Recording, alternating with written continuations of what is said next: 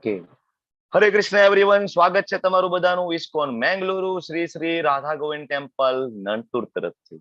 મને ખૂબ ખૂબ ખૂબ આનંદ થાય છે તમને બધાને આવકારતા, અને આજે આપણા જ્ઞાન યજ્ઞની શરૂઆત કરવા જઈ રહ્યા છીએ. જ્ઞાન યજ્ઞ, યસ, જેમ જેમ આગળ ભગવદ ગીતા વાંચશો તમને ખબર પડશે કે ભગવદ ગીતાના પાઠ, ભગવદ ગીતાના શ્લોકો, ભગવદ ગીતાને સમજવું ઇટ ઇઝ અ યજ્ઞ. બરાબર. તો આજે આપણે આ 35મી બેચની શરૂઆત કરવા જઈ રહ્યા છીએ. શરૂઆતમાં તમને કાર્યક્રમનું નાનું ઇન્ટ્રોડક્શન આપ્યું, અને આજે આપણે થોડો ઓરિએન્ટેશન ક્લાસ પણ રહેશે. બરાબર, કઈ રીતના ક્લાસ છે, રન થશે, શું શું તમારે ધ્યાન રાખવાનું છે, આની અંદર ક્વિઝ હોય તો કઈ રીતના એક ક્વિઝ સોલ્વ કરશું, આ બધા પ્રશ્ન લઈશું. પહેલા થોડું ઇન્ટ્રોડક્શન લઈશું, અને ચેપ્ટર 1 એ બહુ નાનું એવું છે અને સમજવું પણ બહુ સરળ છે. એની અંદર તત્વજ્ઞાન નથી, ચિંતા નહીં કરતા. તો ઓલમોસ્ટ દર મહિને એક બેચ આવે છે, એમાંથી આ 35મી બેચ ઇસ્કોન મેંગલુરુ થી પ્રસારિત કરવામાં આવે છે, અને ઘર ઘર સુધી ભગવદ ગીતા પહોંચે છે. ઓલમોસ્ટ અત્યાર સુધીમાં 8 થી 8.5 લાખ પાર્ટિસિપન્ટને આપણે ભગવદ ગીતાનું જ્ઞાન આપી ચુક્યા છીએ. અને ખાલી એક જ લેંગ્વેજમાં નહીં, લગભગ બધી લેંગ્વેજમાં અત્યારે આ કોર્સ ચાલી રહ્યો છે. 150 થી વધારે ટીચર્સ અને 550-600 થી વધારે વોલેન્ટિયર્સ, જે કો હોસ્ટ, એડમિન, ટ્રાન્સલેશન, આ બધી સેવાઓ આપતા હોય છે. બરાબર. તો આ કોર્સમાં આપણે વર્ચ્યુઅલ માધ્યમથી રોજે મળીશું. વર્ચ્યુઅલ માધ્યમ એટલે તમને ખબર છે ને, ઝૂમ દ્વારા આપણે મળવાના છે. આપણે રૂબરૂ નથી મળવાના, ઝૂમ દ્વારા મળીશું. અને આ કોર્સ છે 4 લેવલમાં, આમ તો 5 લેવલમાં ચાલી રહ્યો છે. તેમાં લેવલ 1, 2, 3, 4 અને ભક્તિ શાસ્ત્રી, આ રીતના કોર્સ ચાલે છે. અને બધા કોર્સ છે એ ફ્રી છે. બરાબર, કોઈ પણ પ્રકારની આની અંદર ફીઝ નથી. કઈ રીતના કોર્સ ચાલશે? 18 દિવસ અને 18 અધ્યાય. 18 દિવસ, 18 અધ્યાય, 18 કલાક. પ્રયત્ન કરીશું કે 1 કલાકની અંદર ક્લાસ આપણે કન્ક્લુડ કરી શકીએ. અમુક અધ્યાય ખૂબ લાંબા છે. બરાબર. તો નામનિષ્ઠદાસ પ્રભુજી એવું વાત કરતા, જ્યાંથી આ કોર્સ પ્રસારિત થાય છે એ પ્રેસિડેન્ટ જે છે નામનિષ્ઠદાસ પ્રભુ, જેમની કૃપા થકી આ જ્ઞાન આપને પ્રાપ્ત થાય છે, એવું કહેતા હતા કે ભાઈ ઓક્સિજનની જેમ ઈઝી બનાવી દો. ઓક્સિજન કેમ બધાને પ્રાપ્ત છે, એ રીતના ભગવદ ગીતા એટલું ઈઝી બનાવી દો કે ઘર ઘર સુધી ને દરેક જીવ સુધી એ ભગવાનના પવિત્ર શબ્દ, એમના જે જ્ઞાન છે બધાને પ્રાપ્ત થાય. બરાબર. તો શરૂઆત કરીશું. ઓરિએન્ટેશન સ્લાઇડ હું તમારી સાથે શેર કરું છું, અને તમારું બધાનું ખૂબ ખૂબ ખૂબ હૃદયપૂર્વક સ્વાગત છે.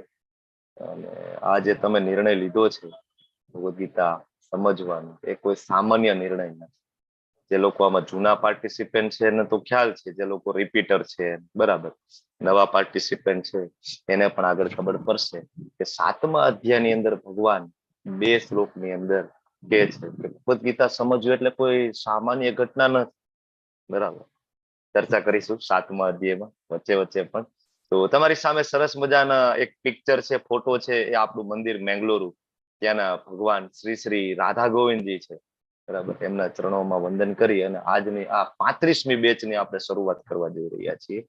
અને શરૂઆતમાં કઈ રીતના કોર્સ ચાલશે એનું ઓરિએન્ટેશન હું તમને સમજાવી દઉં છું. તો અભ્યાસક્રમનો પરિચય મેં તમને હમણાં વાત કરી એમ કે ભાઈ ઇસ્કોન મેંગલુરુ શ્રી શ્રી રાધા ગોવિંદ ટેમ્પલ નંતુરથી આ કોર્સ પ્રસારિત થાય છે. શીલ પ્રભુપાદજી, તમને બધાને ખબર છે, અવાજ નહીં આ રહા એવું કોઈક લખે છે, અવાજ નથી આવતો પ્રભુ? આવી રહ્યો છે. અચ્છા, પ્રીતિજી અવાજ એકદમ ક્લિયર છે, તમારી સાઈડ થોડું ચેક કરી લો ને. ઓડિયો જોઈન નહીં કર્યો પ્રભુ. હા, જોઈ લો ને. તો શીલ પ્રભુપાદજી, તમને બધાને ખબર છે, તમે બધા ઇસ્કોન નું નામ તો સાંભળ્યું હશે, ખાસ તો નવા પાર્ટિસિપન્ટ. બરાબર, વર્લ્ડ વાઇડ એક ભગવાન શ્રી કૃષ્ણ અને રામચંદ્રજી નું જે દિવ્ય જ્ઞાન છે, એમની જે અનન્ય ભક્તિનો પ્રચાર કરતું એક સરસ મજાનું ઓર્ગેનાઇઝેશન છે, જે આખા વર્લ્ડ ની અંદર ફેલાઈ રહ્યું છે. એમના સંસ્થાપક આચાર્ય, ફાઉન્ડર આચાર્ય, તમે જ્યાં પિક્ચર જોવો છો એ એસી ભક્તિ વેદાંત સ્વામી શ્રી પ્રભુપાદ છે. એમની કૃપાથી જ આ ક્લાસ આપણે લઈ રહ્યા છીએ. અને આપણા મંદિરનું એડ્રેસ છે, તમે ક્યારેક મેંગલોર જવાનું થાય ને તો એડ્રેસ નોટ કરી લેજો. બરાબર ને? ખૂબ સરસ મંદિર, મોટું મંદિર અત્યારે તો બનવા જઈ રહ્યું છે. ત્યાં રહેવાની, જમવાની બધી સુવિધાઓ છે. આજુબાજુમાં ઘણા બધા પર્યટનના સ્થળો પણ છે, ત્યાં પણ તમને ગાઈડ કરશે. બરાબર, મંદિરના પ્રમુખ છે હિઝ ગ્રેસ નામનિષ્ઠદાસ પ્રભુજી, એ બીટેક છે, આઈઆઈટી કાનપુર ના એક્સ સ્ટુડન્ટ હતા, બરાબર. પછી ઇન્ફોસિસ જેવી મલ્ટીનેશનલ કંપનીમાંથી એ આવે છે, બરાબર, બધું છોડીને. બરાબર, તમને બધાને ખબર છે ને, ઘણા બધા યંગસ્ટર છે. આઈઆઈટી માં એડમિશન લેવું એટલે લોઢાના ચણા ચાવા બરાબર છે ને. આઈઆઈટી, આઈઆઈએમ એમના સ્ટુડન્ટ. તો કોર્સ કઈ રીતના ચાલશે? રોજે 1 કલાક, 18 દિવસ, 18 અધ્યાય, રોજે 1 પ્રકરણ, અને મુખ્ય પાસાઓ આપણે કવર કરવાના છીએ, બરાબર. ઇમ્પોર્ટન્ટ જે શ્લોક છે કવર કરવાના છે. તમને એમ થાય બધા શ્લોક નહીં કવર કરો, બધા શ્લોક તો પોસિબલ જ નથી ને. 1 કલાકની અંદર હું બધા શ્લોક ખાલી બોલી જાઉં ને, સંસ્કૃત વાંચીને અનુવાદ બોલું તો 1 કલાક પૂરી થઈ જાય, સમજાવવાનું તો દૂર જ રહે, બરાબર. એટલા માટે જ આમાં લેવલ આપેલા છે, લેવલ 1, 2, 3, 4. લેવલ 2 માં તમે આવશો ને ત્યારે બધા શ્લોક વિથ અનુવાદ અને વિથ એની ચર્ચાઓ આપણે કરીશું, બરાબર.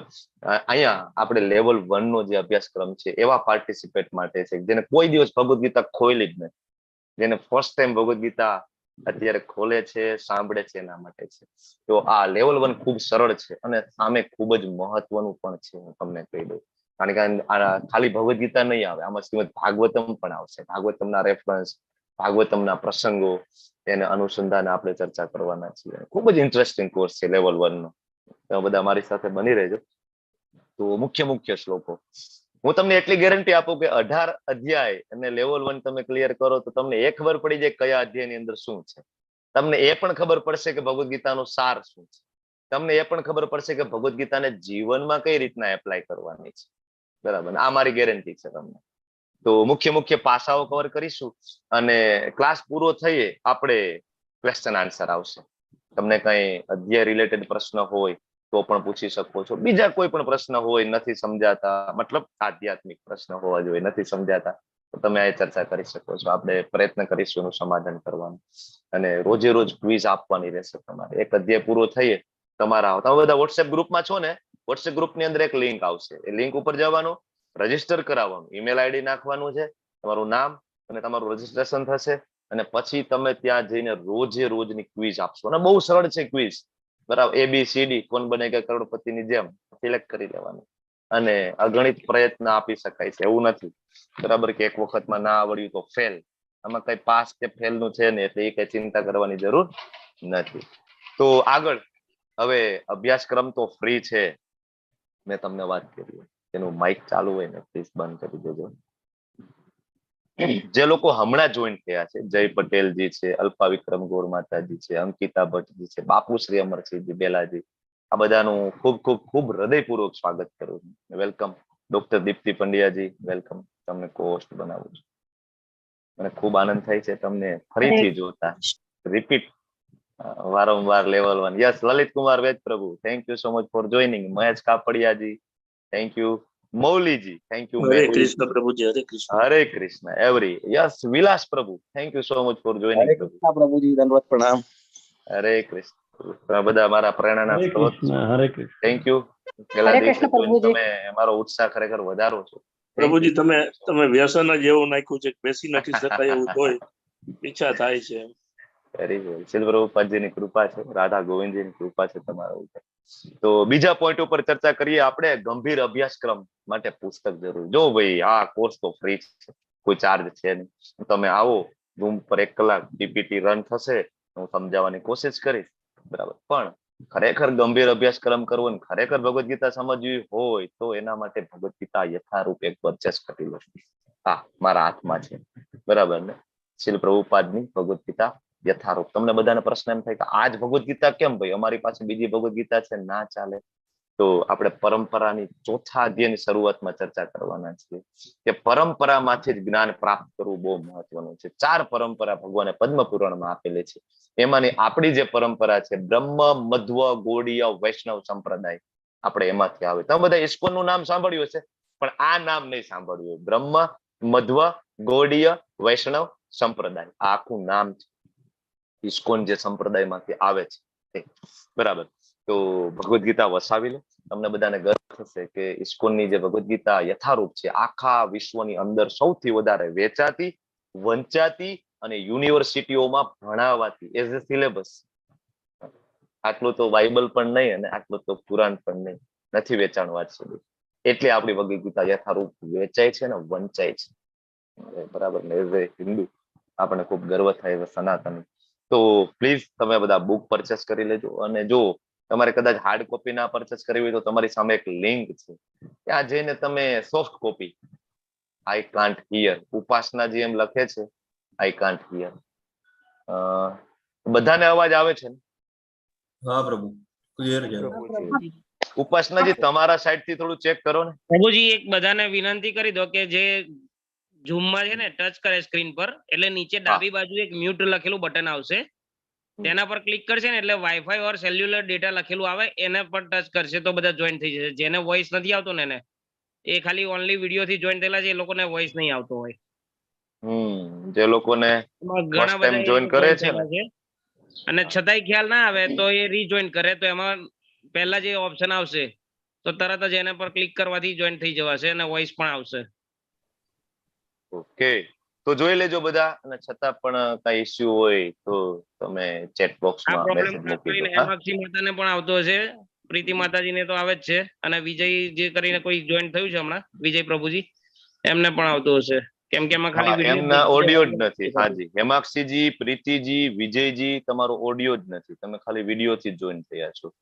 તો તમારી સ્ક્રીન ઉપર એક બટન છે મ્યુટ લખેલું, ત્યાં ક્લિક કરશો ને એટલે ઓપ્શન આવશે, તમે બરાબર એમાં ક્લિક કરો એટલે તરત તમે ઓડિયો જોઈન કરી શકશો. ઓકે, તો એક આ ઈ બુક નો ઓપ્શન છે તમારી પાસે. હાર્ડ કોપી ના અત્યારે પરચેસ કરવી હોય તો એટલીસ્ટ આ કોપી લઈ લો. ઓકે, અને બાકી હાર્ડ કોપી લેવી હોય તો એની લિંક તમારી સામે છે, જો બરાબર. એ લિંક ઉપરથી તમે મંદિરમાંથી તમારી ઘરે હોમ ડિલિવરી થઈ જશે. બરાબર, ખૂબ જ મહત્વની 4 બુક છે. એમાં ભગવદ ગીતા છે, પરફેક્ટ ક્વેશ્ચન પરફેક્ટ આન્સર. આ ખૂબ જ સરસ બુક છે. આપણા જીવનના અને આધ્યાત્મિક બધા પ્રશ્નો આની અંદર ઇન્ક્લુડ છે. એની સાથે એક માળા આવશે. માળાનું શું મહત્વ છે એ જૂના પાર્ટિસિપેન્ટને ખબર છે, નવા પાર્ટિસિપેન્ટને આપણે ચોથા અધ્યાય, ત્રીજા અધ્યાયમાં હું સમજાવીશ, બરાબર ને, રેફરન્સ આપીને. અને આત્મ સાક્ષાત્કારનું વિજ્ઞાન, એ બુક પણ ખૂબ સરસ છે, the science of self realization. Purchase કરી લો, 600 રૂપીસની છે, કમ્પલસરી નથી, ચિંતા નહીં કરતા.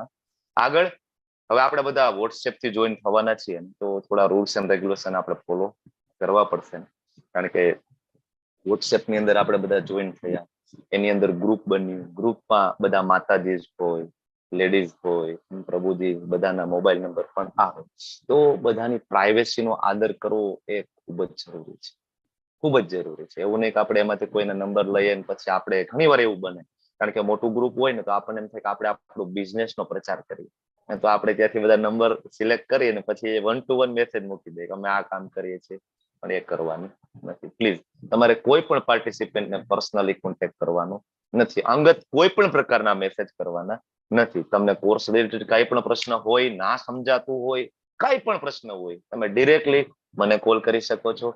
જિગ્નેશ દરબારજી, અમરીશ પ્રભુજી, ડોક્ટર દીપ્તિજી, નયાજી, ઘણા બધા આપણે કો હોસ્ટ, એડમિન, વોલેન્ટિયર્સ છે કે જે તમારી 24 કલાક સેવા કરવા માટે તત્પર છે. પ્લીઝ તમે એને કોન્ટેક્ટ કરજો પર્સનલી, અને જો એવું લાગશે તો યોગ્ય પગલા લેતા અમે અચકાશું નહીં, બરાબર.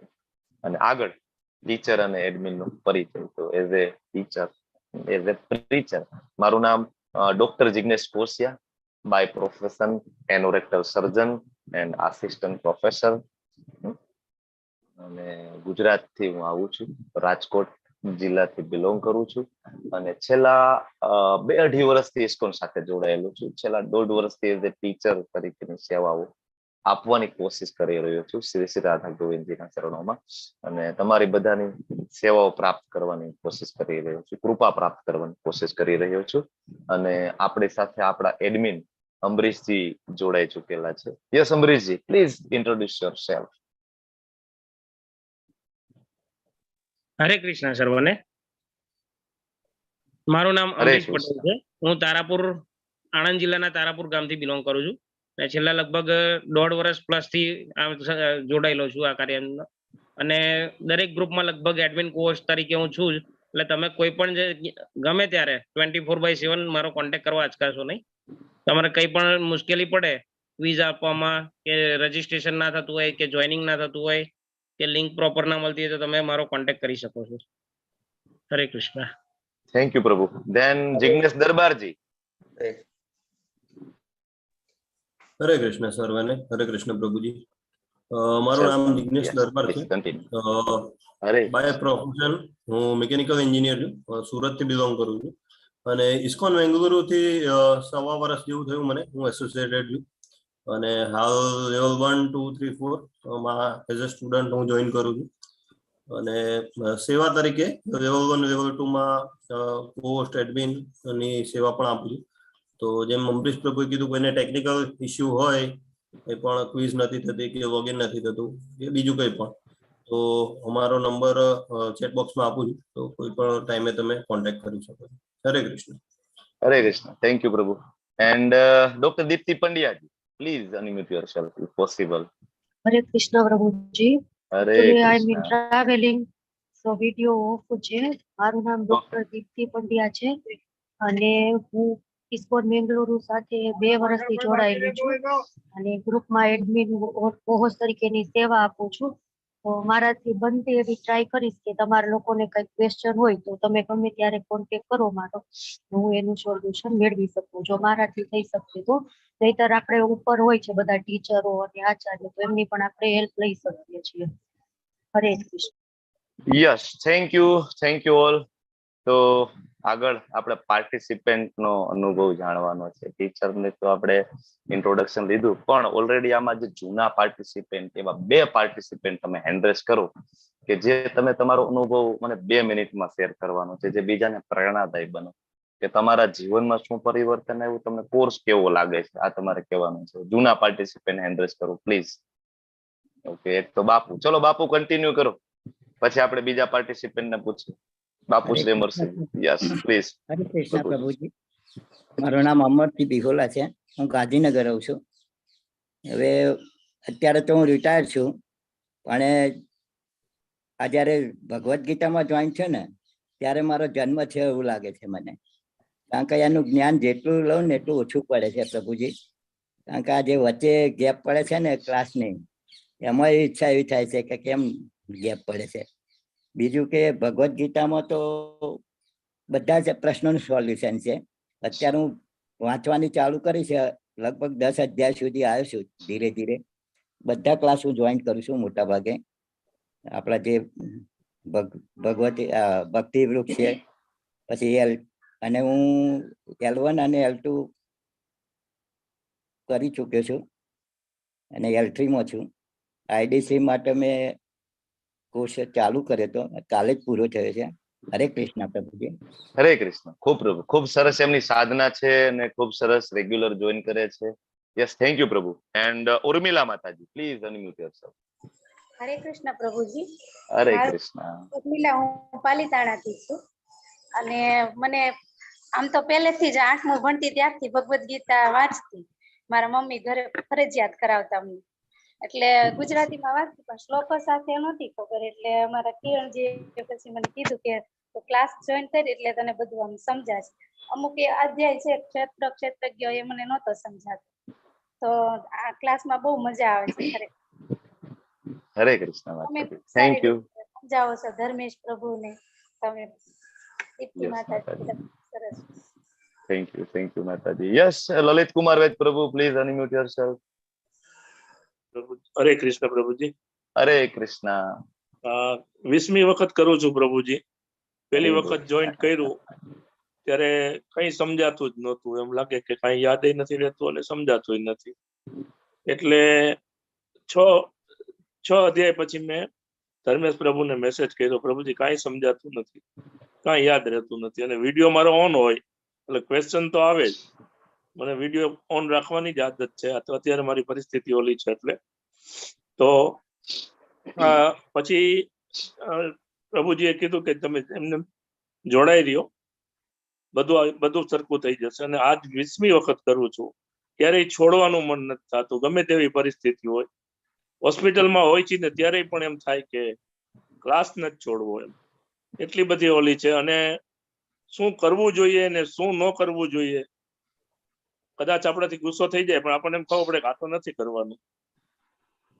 કોઈ બીજું કઈ એમ થઈ જતું હોય તો આપણને એમ થાય કે ના, આ તો આપણે નથી કરવાનું. એમ એ ભક્તના ગુણ યાદ કરીએ, દેવી આસુરી સંપત્તિ યોગમાંથી દૈવી ગુણો યાદ કરીએ. આ બધું થોડું યાદ આવે એટલે આપણને એમ થાય કે આપણે આ તો નથી કરવાનું, એમ થઈ જતું હોય, એ તો નથી થતું એવું તો નથી, પણ થઈ જતું હોય, પણ એમ થાય કે આ નથી કરવાનું.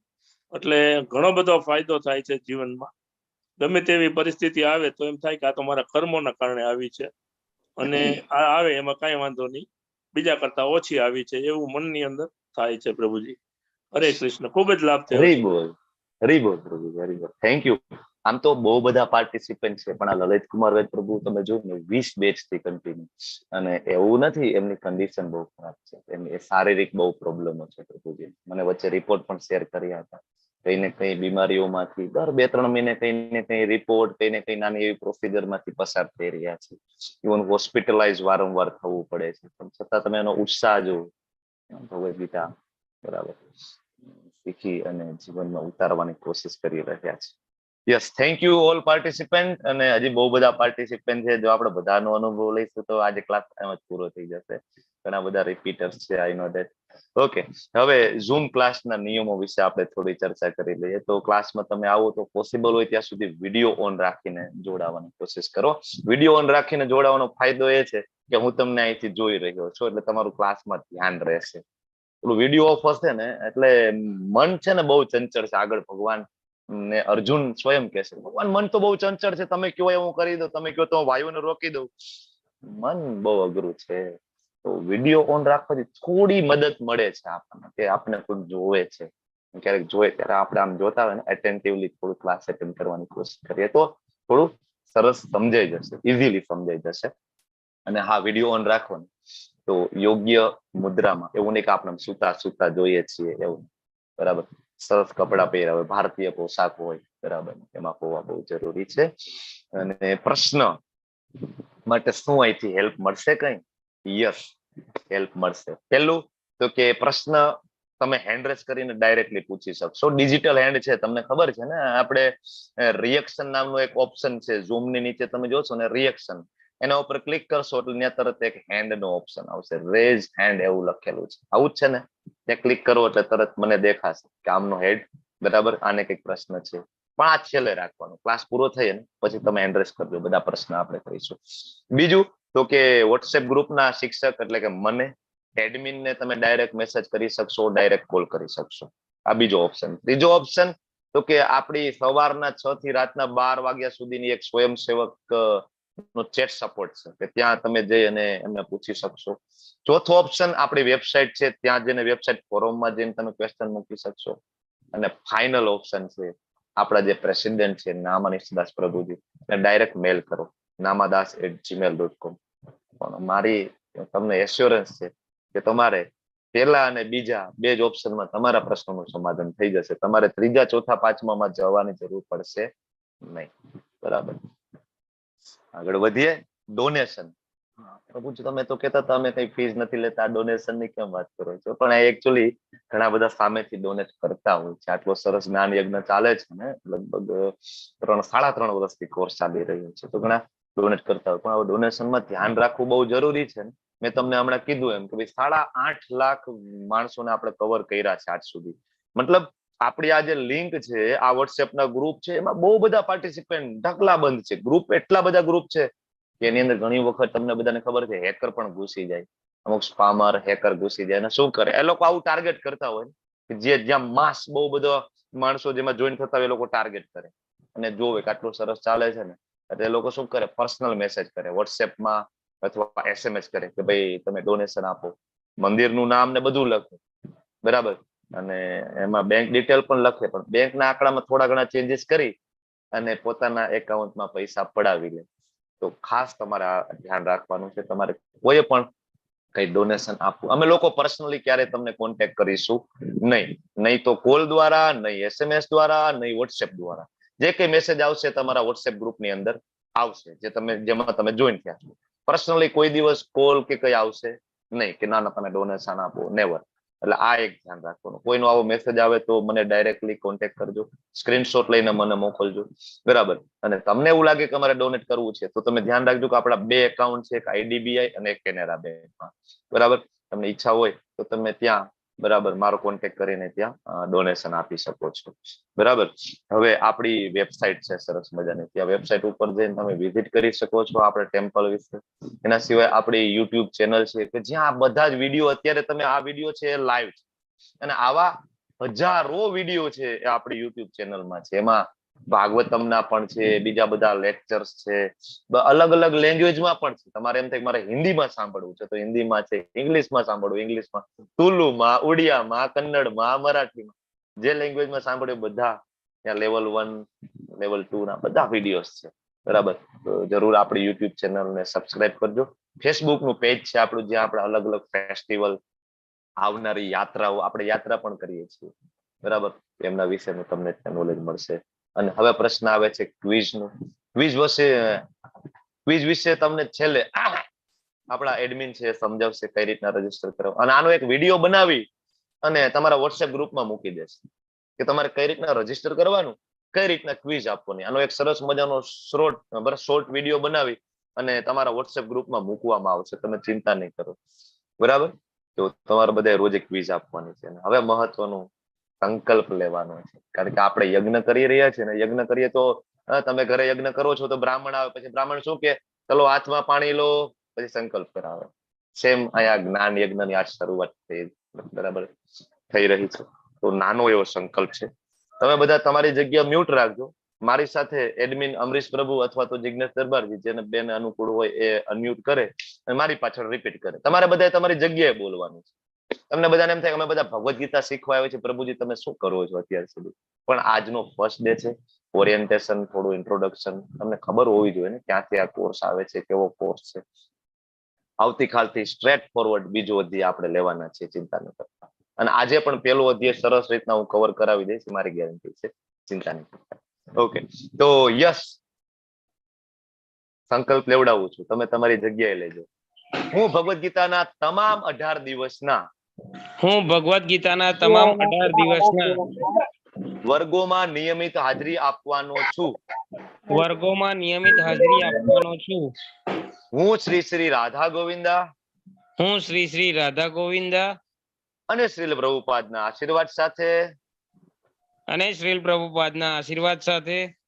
આ સંકલ્પ લઈ રહ્યો છું.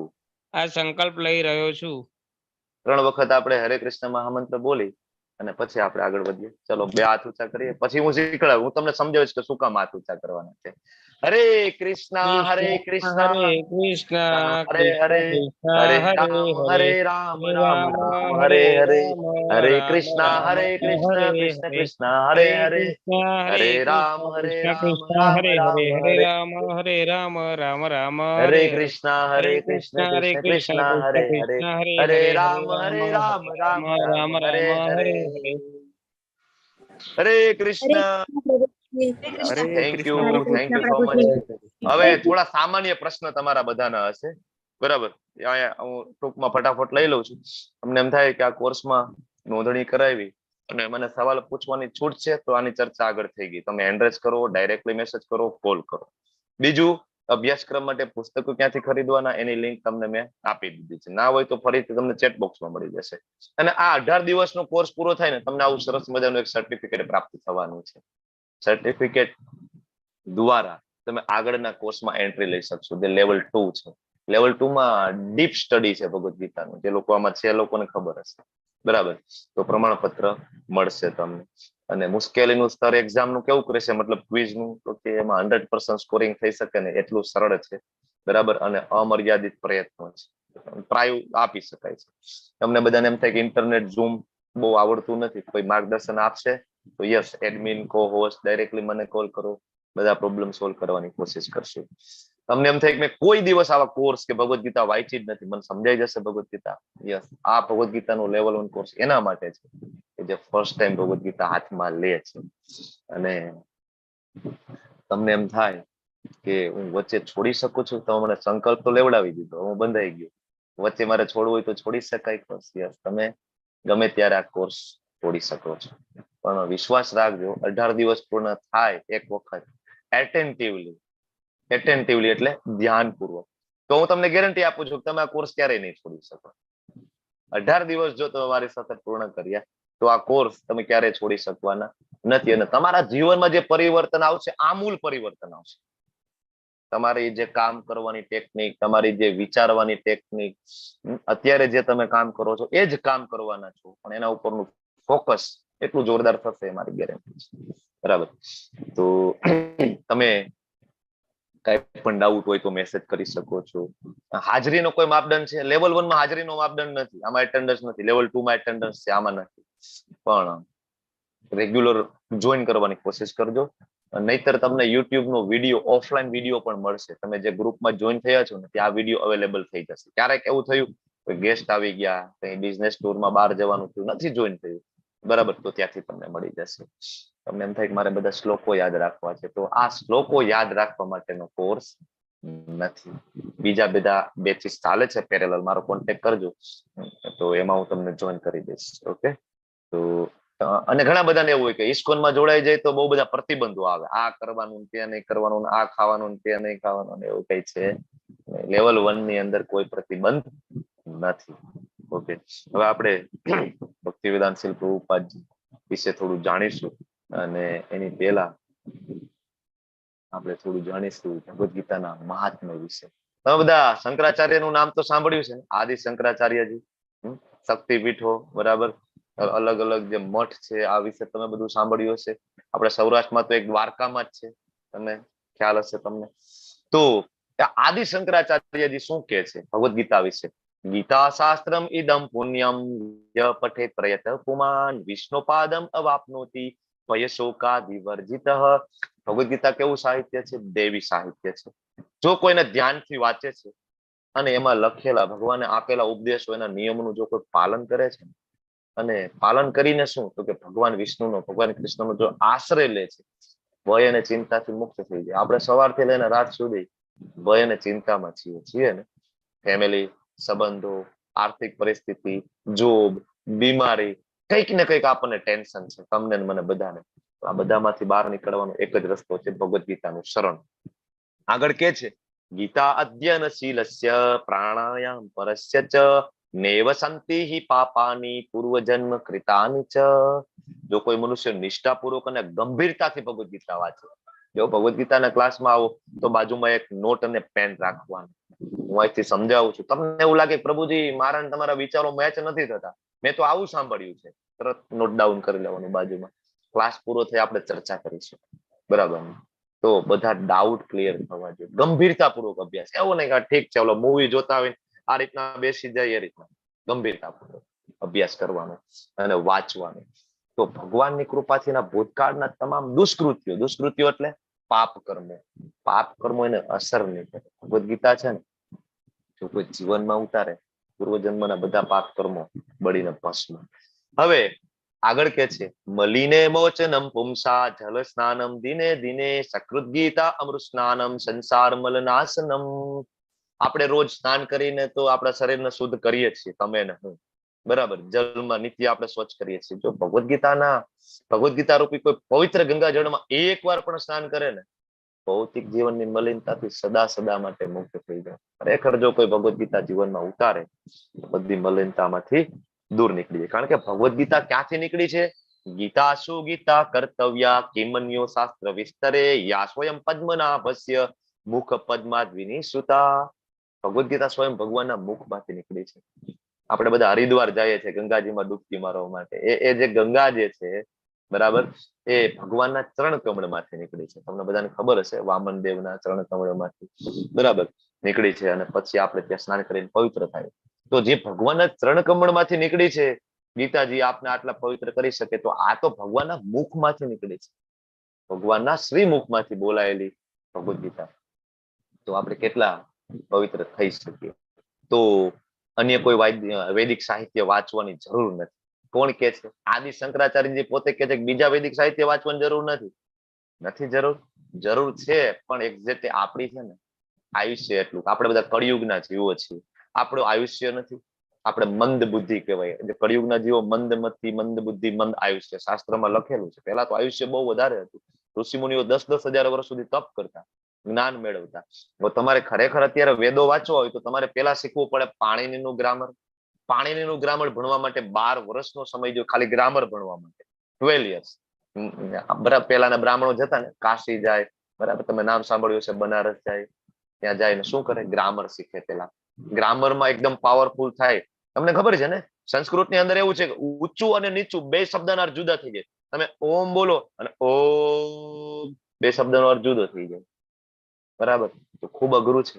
આપણા કળિયુગના જીવોને આવડવું મુશ્કેલ છે. એટલે સ્વયં શંકરાચાર્યજી કીધું છે કે ભાઈ ભગવદ ગીતા સાંભળો, ભગવદ ગીતા ધ્યાનથી વાંચો. માત્ર આ એક જ પુસ્તક ભગવદ ગીતા પૂરતું છે, કારણ કે વૈદિક ગ્રંથોનું સાર છે. ભગવદ ગીતા છે વૈદિક ગ્રંથોનો સાર છે.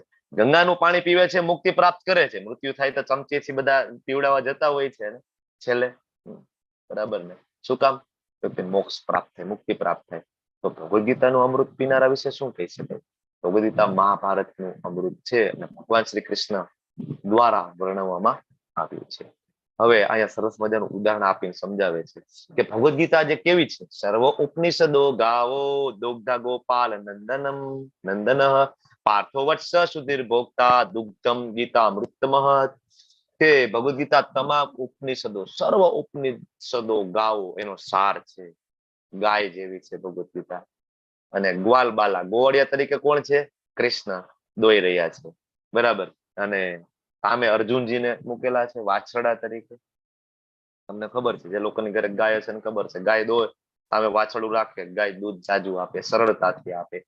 તો અહીંયા અર્જુનજીને રાખેલા છે. ભગવદ ગીતા નું જ્ઞાન ભગવાન આપણને આપે છે. આ અમૃત પીનારા કોણ? આપણે. હવે અહીંયા છેલ્લે કે છે એકમ શાસ્ત્રમ દેવકી પુત્ર ગીતમ એકો દેવો દેવકી પુત્ર એવ એકો મંત્ર તસ્ય નામાની યાની કર્માપ્યેકમ તસ્ય દેવસ્ય સેવા. એક શાસ્ત્ર ભગવદ ગીતા, એક ભગવાન, ભગવાન શ્રી કૃષ્ણ. આગળ ખૂબ બધા રેફરન્સ શાસ્ત્ર સંદર્ભ સાથે પણ આ બધી વસ્તુની આપણે ચર્ચા કરવાના છીએ. એક ધર્મ, એક વલણ માટે ખૂબ જ અત્યારે આતુર છે, બરાબર. તો એક શાસ્ત્ર ભગવદ ગીતા, એક ભગવાન દેવકી પુત્ર કૃષ્ણ, એક મંત્ર, એક પ્રાર્થના, બરાબર. તો આ આપણે જોયું મહાત્મય. હવે જ્યાંથી આ ભગવદ ગીતા આવે છે એ એસી ભક્તિવેદાંત સ્વામી શિલ પ્રભુપાદ. જનરલી આપણે બહુ બધા ઓળખતા નથી આમને, બરાબર. જે લોકો યુટ્યુબમાં જોવે છે, સાંભળે છે ને થોડો ઘણો ખ્યાલ છે, બાકી બહુ બધું આપને જ્ઞાન નથી. પણ એ આપણા માટે જે કરીને ગયા છે આપણે આગળ ચર્ચા કરીશું. હું તમને શોર્ટમાં મહાન સંત, ભગવાનના અનન્ય ભક્ત, ભગવાનના પરમ ભક્ત એસી ભક્તિવેદાંત સ્વામી શિલ પ્રભુપાદ. તમારે આમના વિશે વધારે જાણવું હોય તો યુટ્યુબ ની અંદર એક આખી સિરીઝ છે અભય ચરણ. અભય ચરણ તમારે લખવું હોય તો લખી લેજો સાઈડમાં, અભય ચરણ. ઇન્ટરેસ્ટિંગ વિડીયો છે. 45 એપિસોડ છે, તમે જોજો આમના જીવન ચરિત્ર વિશે, કે એમને સનાતન ધર્મ માટે શું કર્યું છે, બરાબર. નાના હતા ને ત્યારથી ભગવાનના અનન્ય ભક્ત, પરમ ભક્ત. એમના પિતાજીને એમ કે છે, આપણે નાના હોય તો શું કહીએ, રમકડા જોઈતા હોય મને ગન લઈ દો, અથવા તો ધારો કે ગર્લ હોય તો શું કે મને ઢીંગલી જોઈએ છે.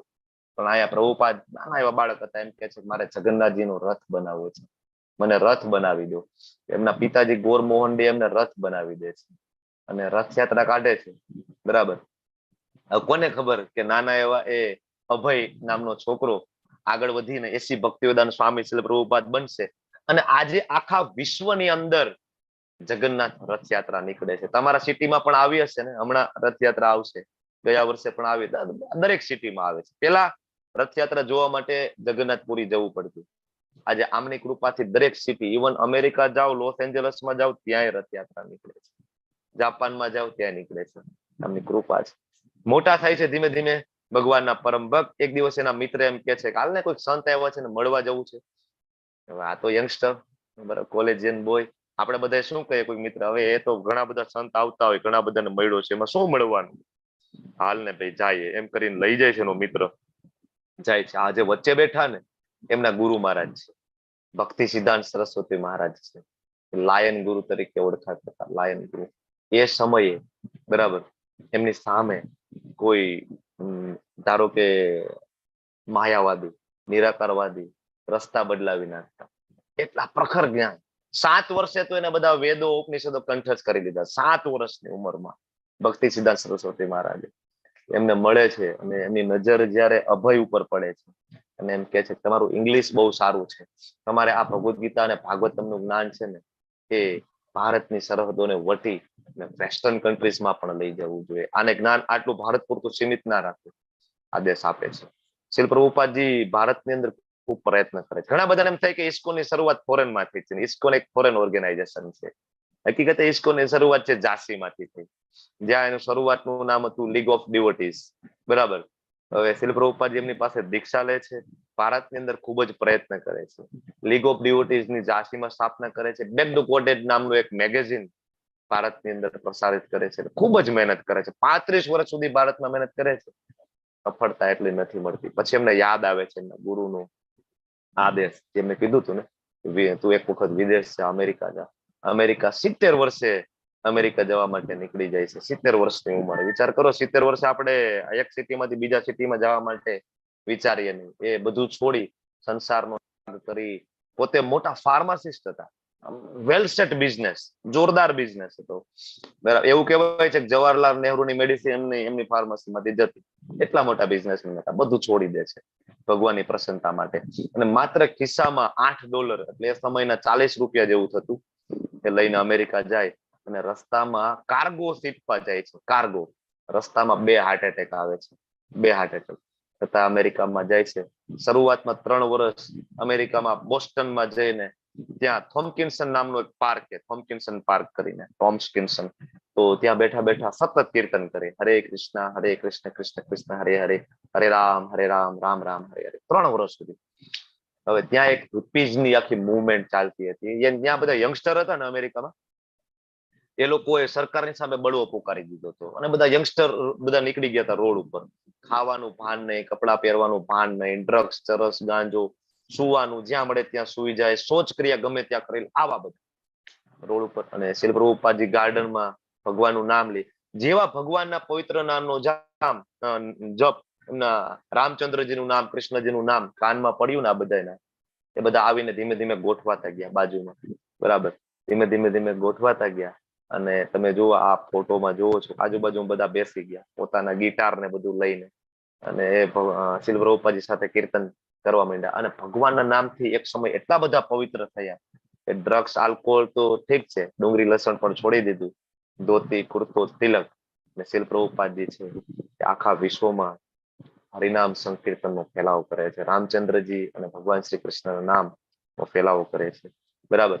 અને પ્રભુપાદજી ફરીથી 10 વર્ષની અંદર આખા વિશ્વમાં 108 મંદિરો, જાજરમાન મંદિરો. તમે જે ફોટો જોવો છો એને તાજમહેલ કહેવાય છે અમેરિકાનું, પ્રભુપાદ પેલેસ. આટલું સુંદર રાધા કૃષ્ણનું મંદિર છે. અહીંયા તમે જોવો છો યુકે નું મંદિર છે, આ ભક્તિ વેદાંત મેનોર, મોટો વિશાળ મહેલ જેવું મંદિર છે લંડનની અંદર.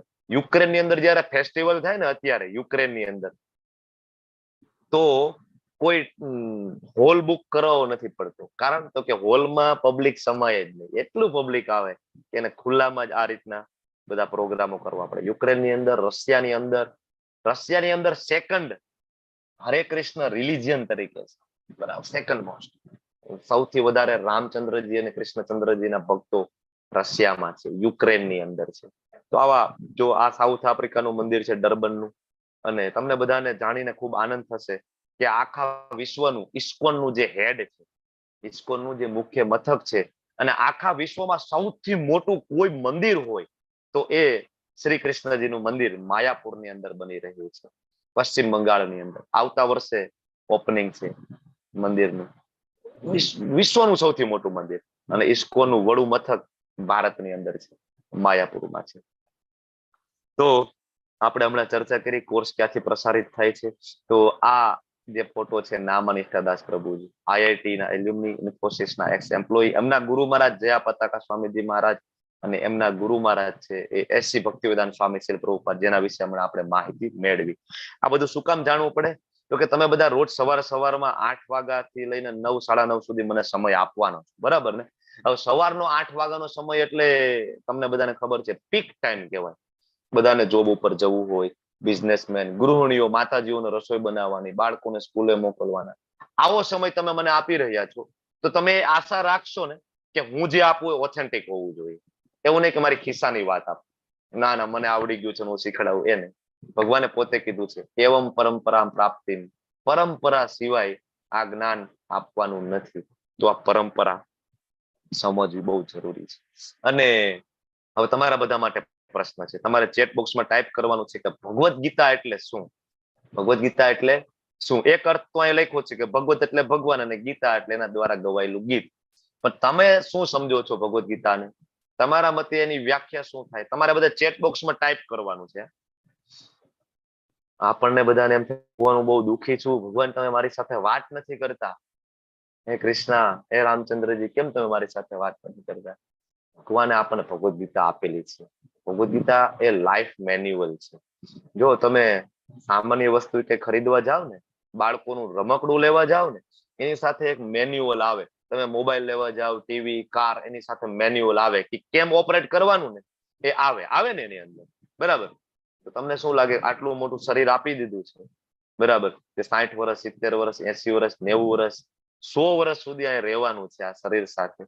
તો આની સાથે કઈ મેન્યુઅલ નહીં આપેલું હોય કે કેમ આ શરીર સાથે શું કરવાનું છે, આ શરીરનો ઉદ્દેશ્ય શું છે, આ કઈ ગાઈડલાઈન નહીં હોય. ખાલી ખાવો પીવો મજા કરો એના માટે શરીર આપેલું છે. મેન્યુઅલ આપેલું છે અને એ મેન્યુઅલ નું નામ છે શ્રીમદ ભગવદ ગીતા, બરાબર? લાઈફ મેન્યુઅલ છે, જીવન જીવન.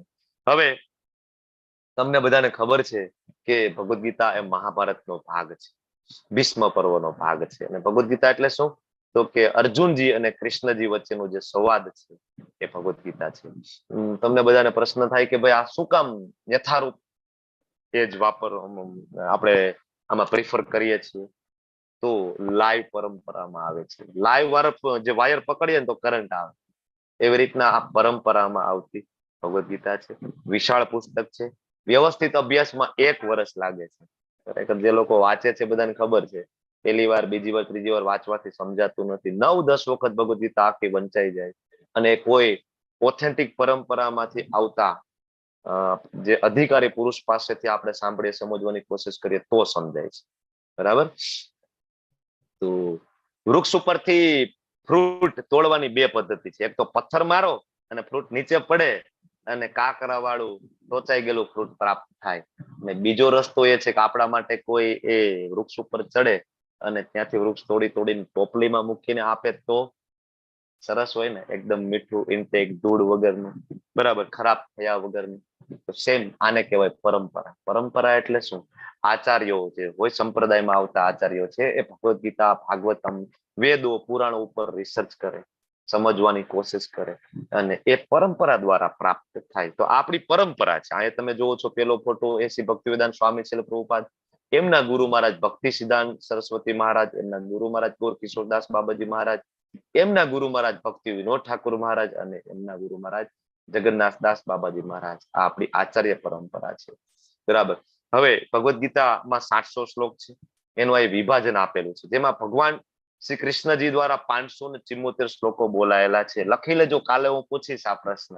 574 શ્લોક કૃષ્ણજી દ્વારા, અર્જુનજી દ્વારા 84 શ્લોકા, સંજયજી દ્વારા 41 અને ધૃતરાષ્ટ્ર દ્વારા પહેલો અને છેલ્લો 1 જ શ્લોક બોલવામાં આવે છે. આ રીતના શ્લોકનું વિભાજન છે. ભગવદ ગીતામાં ટોટલ 700 શ્લોક અને આખી ભગવદ ગીતાને 3 વિભાગમાં વહેંચવામાં આવે છે. પહેલા 6 અધ્યાય કર્મયોગના, વચ્ચેના 6 અધ્યાય ભક્તિ યોગના અને છેલ્લા 6 અધ્યાય જ્ઞાન યોગ. ભક્તિ યોગને સેન્ટરમાં રાખેલો છે. તમારી ઘરે હીરા, મોતી, જવાહરાત હોય, સરસ મજાનો ડાયમંડનો નેકલેસ હોય તો સરસ મજાનું એક બોક્સ હોય ને એની અંદર મૂકે. ઉપર એ હાર્ડ કવર હોય, નીચે એનું હાર્ડ કવર. આ રીતના બંધ થઈ જાય, અંદર સેફ રહે. સેમ ભક્તિ યોગ છે, સેન્ટરમાં મૂક્યો છે ભગવાને. ઉપરની સાઈડમાં કર્મયોગનું આવરણ છે અને નીચે જ્ઞાન યોગનું આવરણ છે. ભક્તિ યોગ છે આખી ભગવદ ગીતાનો સાર છે. એટલા આપણે ચર્ચા કરીશું. અને આખી ભગવદ ગીતામાં મુખ્ય 5 વિષય છે. ભગવાન વિશે આપણે જાણીશું. ભગવાન કોણ છે, ભગવાન કેવા હોય, ભગવાન કોને કહેવાય, ભગવાનની વ્યાખ્યા શું છે આ પણ સમજીશું શાસ્ત્રના રેફરન્સ સાથે. જીવ એટલે કે આત્મા, આપણે કોણ છીએ, ક્યાંથી આવ્યા છીએ, શું કરવાનું છે. પ્રકૃતિ, આજુબાજુમાં જે નેચર જોવો છો, પ્રકૃતિ. પછી કર્મ, આપણે બધા કર્મ કરીએ છીએ ને સવારથી લઈને રાત સુધી.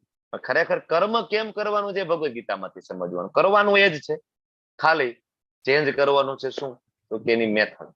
અને કાળ, કાળ એટલે કે સમય અને કાળ એટલે કાલ, મૃત્યુ. 2 સંદર્ભમાં આપણે ભણવાના છીએ. તો 5 વિષય આપણે ચર્ચા કરીશું. બરાબર. તો અહીંથી શરૂઆત થાય છે પહેલા અધ્યાયની, અને પહેલા અધ્યાયની શરૂઆત થતા પહેલા ફરીથી રાધા ગોવિંદજીના દર્શન કરી લઈએ આપણે, અને મંગલાચરણ આપણે લેતા હોય. પેલા અધ્યાયનું નામ અર્જુન વિષાદ યોગ, તમને બધાને ખબર જ હશે, અથવા તો યુદ્ધ ભૂમિ ઉપર અર્જુનનું સૈન્ય નિરીક્ષણ. બરાબર. હવે સેશનની શરૂઆત કરતા પહેલા આપણે મંગલાચરણ લેતા હોઈએ છીએ. કાલે હું તમને મંગલાચરણની ગુજરાતી એના અર્થ સાથેની સ્લાઇડો રન કરીશ. આજે તમે ખાલી વાંચી લો. ઘણી વખત એવું થાય કે વરસાદમાં બહાર નીકળીએ ને તોય આપણે પલળવું ના હોય તો પલળી તો જાય જ. એમ અહીંયા શબ્દ સમજાય કે ના સમજાય એની ઇફેક્ટ તો થાય. શાસ્ત્રોના શ્લોકો છે, ઇફેક્ટ તો થાય. ઓમ અજ્ઞાનતિમિરાન્ધસ્ય જ્ઞાનાંજન શલાકયા ચક્ષુરુન્મિલિતં યેન તસ્મૈ શ્રી ગુરુવે નમઃ. શ્રી ચૈતન્ય મનોભીષ્ટં સ્થાપિतं યેન ભૂતલે સ્વયં રૂપ કદા મह्यं દદાતિ સ્વપદાન્તિકં. વંદેહમ શ્રી ગુરુમ શ્રીયુતાપદકમલમ શ્રી ગુરુન વૈષ્ણવાંશ્ચ શ્રી રૂપમ સાગરજાતમ સગણ રઘુનાથાન્વિતં તમ સજીવમ સાધ્વેતમ સાવધૂતમ પરિજન સહિતમ કૃષ્ણ ચૈતન્ય દેવમ શ્રી રાધા કૃષ્ણ પાદાન સગણ લલિતા શ્રી વિશાખાન વિતાંશ. હે કૃષ્ણ કરુણા સિંધુ દીન બંધુ જગતપતે ગોપેશ ગોપિકા કાંત રાધા કાંત નમસ્તે. તપ્ત કાંચન ગૌરાંગી શ્રી રાધે વૃંદાવનેશ્વરી વૃષભાનુસુતે દેવી પ્रणमामि हरिप्रिये. वाञ्छा कल्पतरुभ्यश्च कृपा सिन्धुभ्य एव च पतितानां पावनेभ्यो विष्णुवेभ्यो नमो नमः. नमो विष्णुपादाय कृष्णपृष्ठाय भूतले श्रीमते भक्तिवेदांत स्वामिनिति नामिने. नमस्ते सरस्वती देवी गौरवाणी प्रचारिणे निर्विशेष शून्यवादी पाश्चात्य देशतारिणे. जय श्री कृष्ण चैतन्य प्रभु नित्यानंद श्री अद्वैत गदाधर श्रीवासादि गौर भक्त वृंद. हरे कृष्ण कृष्ण कृष्ण हरे हरे, हरे राम राम राम हरे हरे. પહેલો અધ્યાય. પહેલા અધ્યાયનું મુખ્ય વિભાજન છે 5 વિભાગમાં વહેંચાયેલો છે. જો આ સિસ્ટેમિક આપણે અભ્યાસ કરવાના છીએ, એક એક અધ્યાયમાં અલગ અલગ ડિવિઝન છે, શ્લોક મુજબ આપણે ડિવાઈડ કરવાના છીએ. તો પેલા ધૃતરાષ્ટ્ર પ્રશ્ન પૂછશે, પછી દુર્યોધનનો ભય વિશેના શ્લોક, શંખ ફૂંકાશે, અર્જુન છે યુદ્ધ ભૂમિનું નિરીક્ષણ કરશે, અને અર્જુન યુદ્ધ ના કરવાના કારણો આપશે. એટલે આમ તમે જોવો ને તો પેલો અધ્યાય બહુ સરળ. ખાલી તમારે એટલું જ જાણવાનું, શું તો કે ધૃતરાષ્ટ્રની મનોદશા, દુર્યોધનની મનોદશા અને અર્જુનજીની મનોદશા, આ 3 વસ્તુ જાણી એટલે પેલો અધ્યાય પૂરો. હજી બીજી રીતના તમને કહું તો સૈન્યનું નિરીક્ષણ. દુર્યોધન છે પોતાનું સૈન્ય, સામેનું સૈન્યનું નિરીક્ષણ કરે, આ પેલો વિભાગ. બીજો વિભાગ શંખનાદ અને શંખનાદની અસરો, અને ત્રીજો વિભાગ અર્જુનજી વિષાદમાં પડે છે, ભગવાનને કહે છે ભગવાન મારે યુદ્ધ નથી કરવું. આ 3 મુખ્ય વિભાગ છે. એમાં તમારી સામે 3 ફોટા છે, તો મારું કર્સર તમને વિઝિબલ હશે. તમારે કહેવાનું છે વ્યક્તિનું નામ શું છે. ધૃતરાષ્ટ્ર. ધૃતરાષ્ટ્ર. અને આ વચ્ચે આમ કરીને ઉભો છે અર્જુન. અને આ ભાઈ કોણ છે? હવે તમને બધાને એ તો ખબર હશે ને મહાભારતનું યુદ્ધ શું કામ થયું હતું? એ તો બરાબર, બેઝ તો ક્લિયર છે ને, મારે બહુ ડિટેલમાં નથી જવાની જરૂર ને. જય પટેલજી કઈ બોલવા માંગો છો પ્રભુ? યસ પ્રભુ, બોલો બોલો. ક્લિયર છે સર. ક્લિયર ને? યસ. કોઈને ક્લિયર ના હોય તો કેજો. આમ તો લેવલ 2 માં આવો ને ત્યારે બહુ ડિટેલમાં જતા હોઈએ છીએ, તમને બધાને ખબર છે. આપણે બધા આમ તો મહાભારત સિરિયલમાં જોયું છે ને, બેઝ આપણો ખબર છે ભાઈ શું બરાબર ને. જુગાર એક રમત, એમાં બધું રાજપાટ હારી જાય છે, છળ કપટ એમની સાથે ખૂબ થાય છે, પાંડવોને વનવાસ અપાય છે, બરાબર. ભગવાન શાંતિદૂત બનીને જાય છે, 5 ગામડા માગે છે, દુર્યોધન આપતો નથી, અને પછી યુદ્ધ કરવાની નોબત આવે છે. ભગવાન નહોતા ઈચ્છતા યુદ્ધ કરવાનું, ભગવાન પોતે શાંતિદૂત બનીને જાય છે, કે છે કે ભાઈ અડધું રાજ્ય આપી દો ને, તો કે ના અડધું નહીં, તો કે તો 5 ગામડા આપી દો ને. 5 નહીં ને 100 ની નોક બરાબર ના આપું ને, દુર્યોધન કે બરાબર. એટલા માટે યુદ્ધ કરવાની નોબત આવે છે.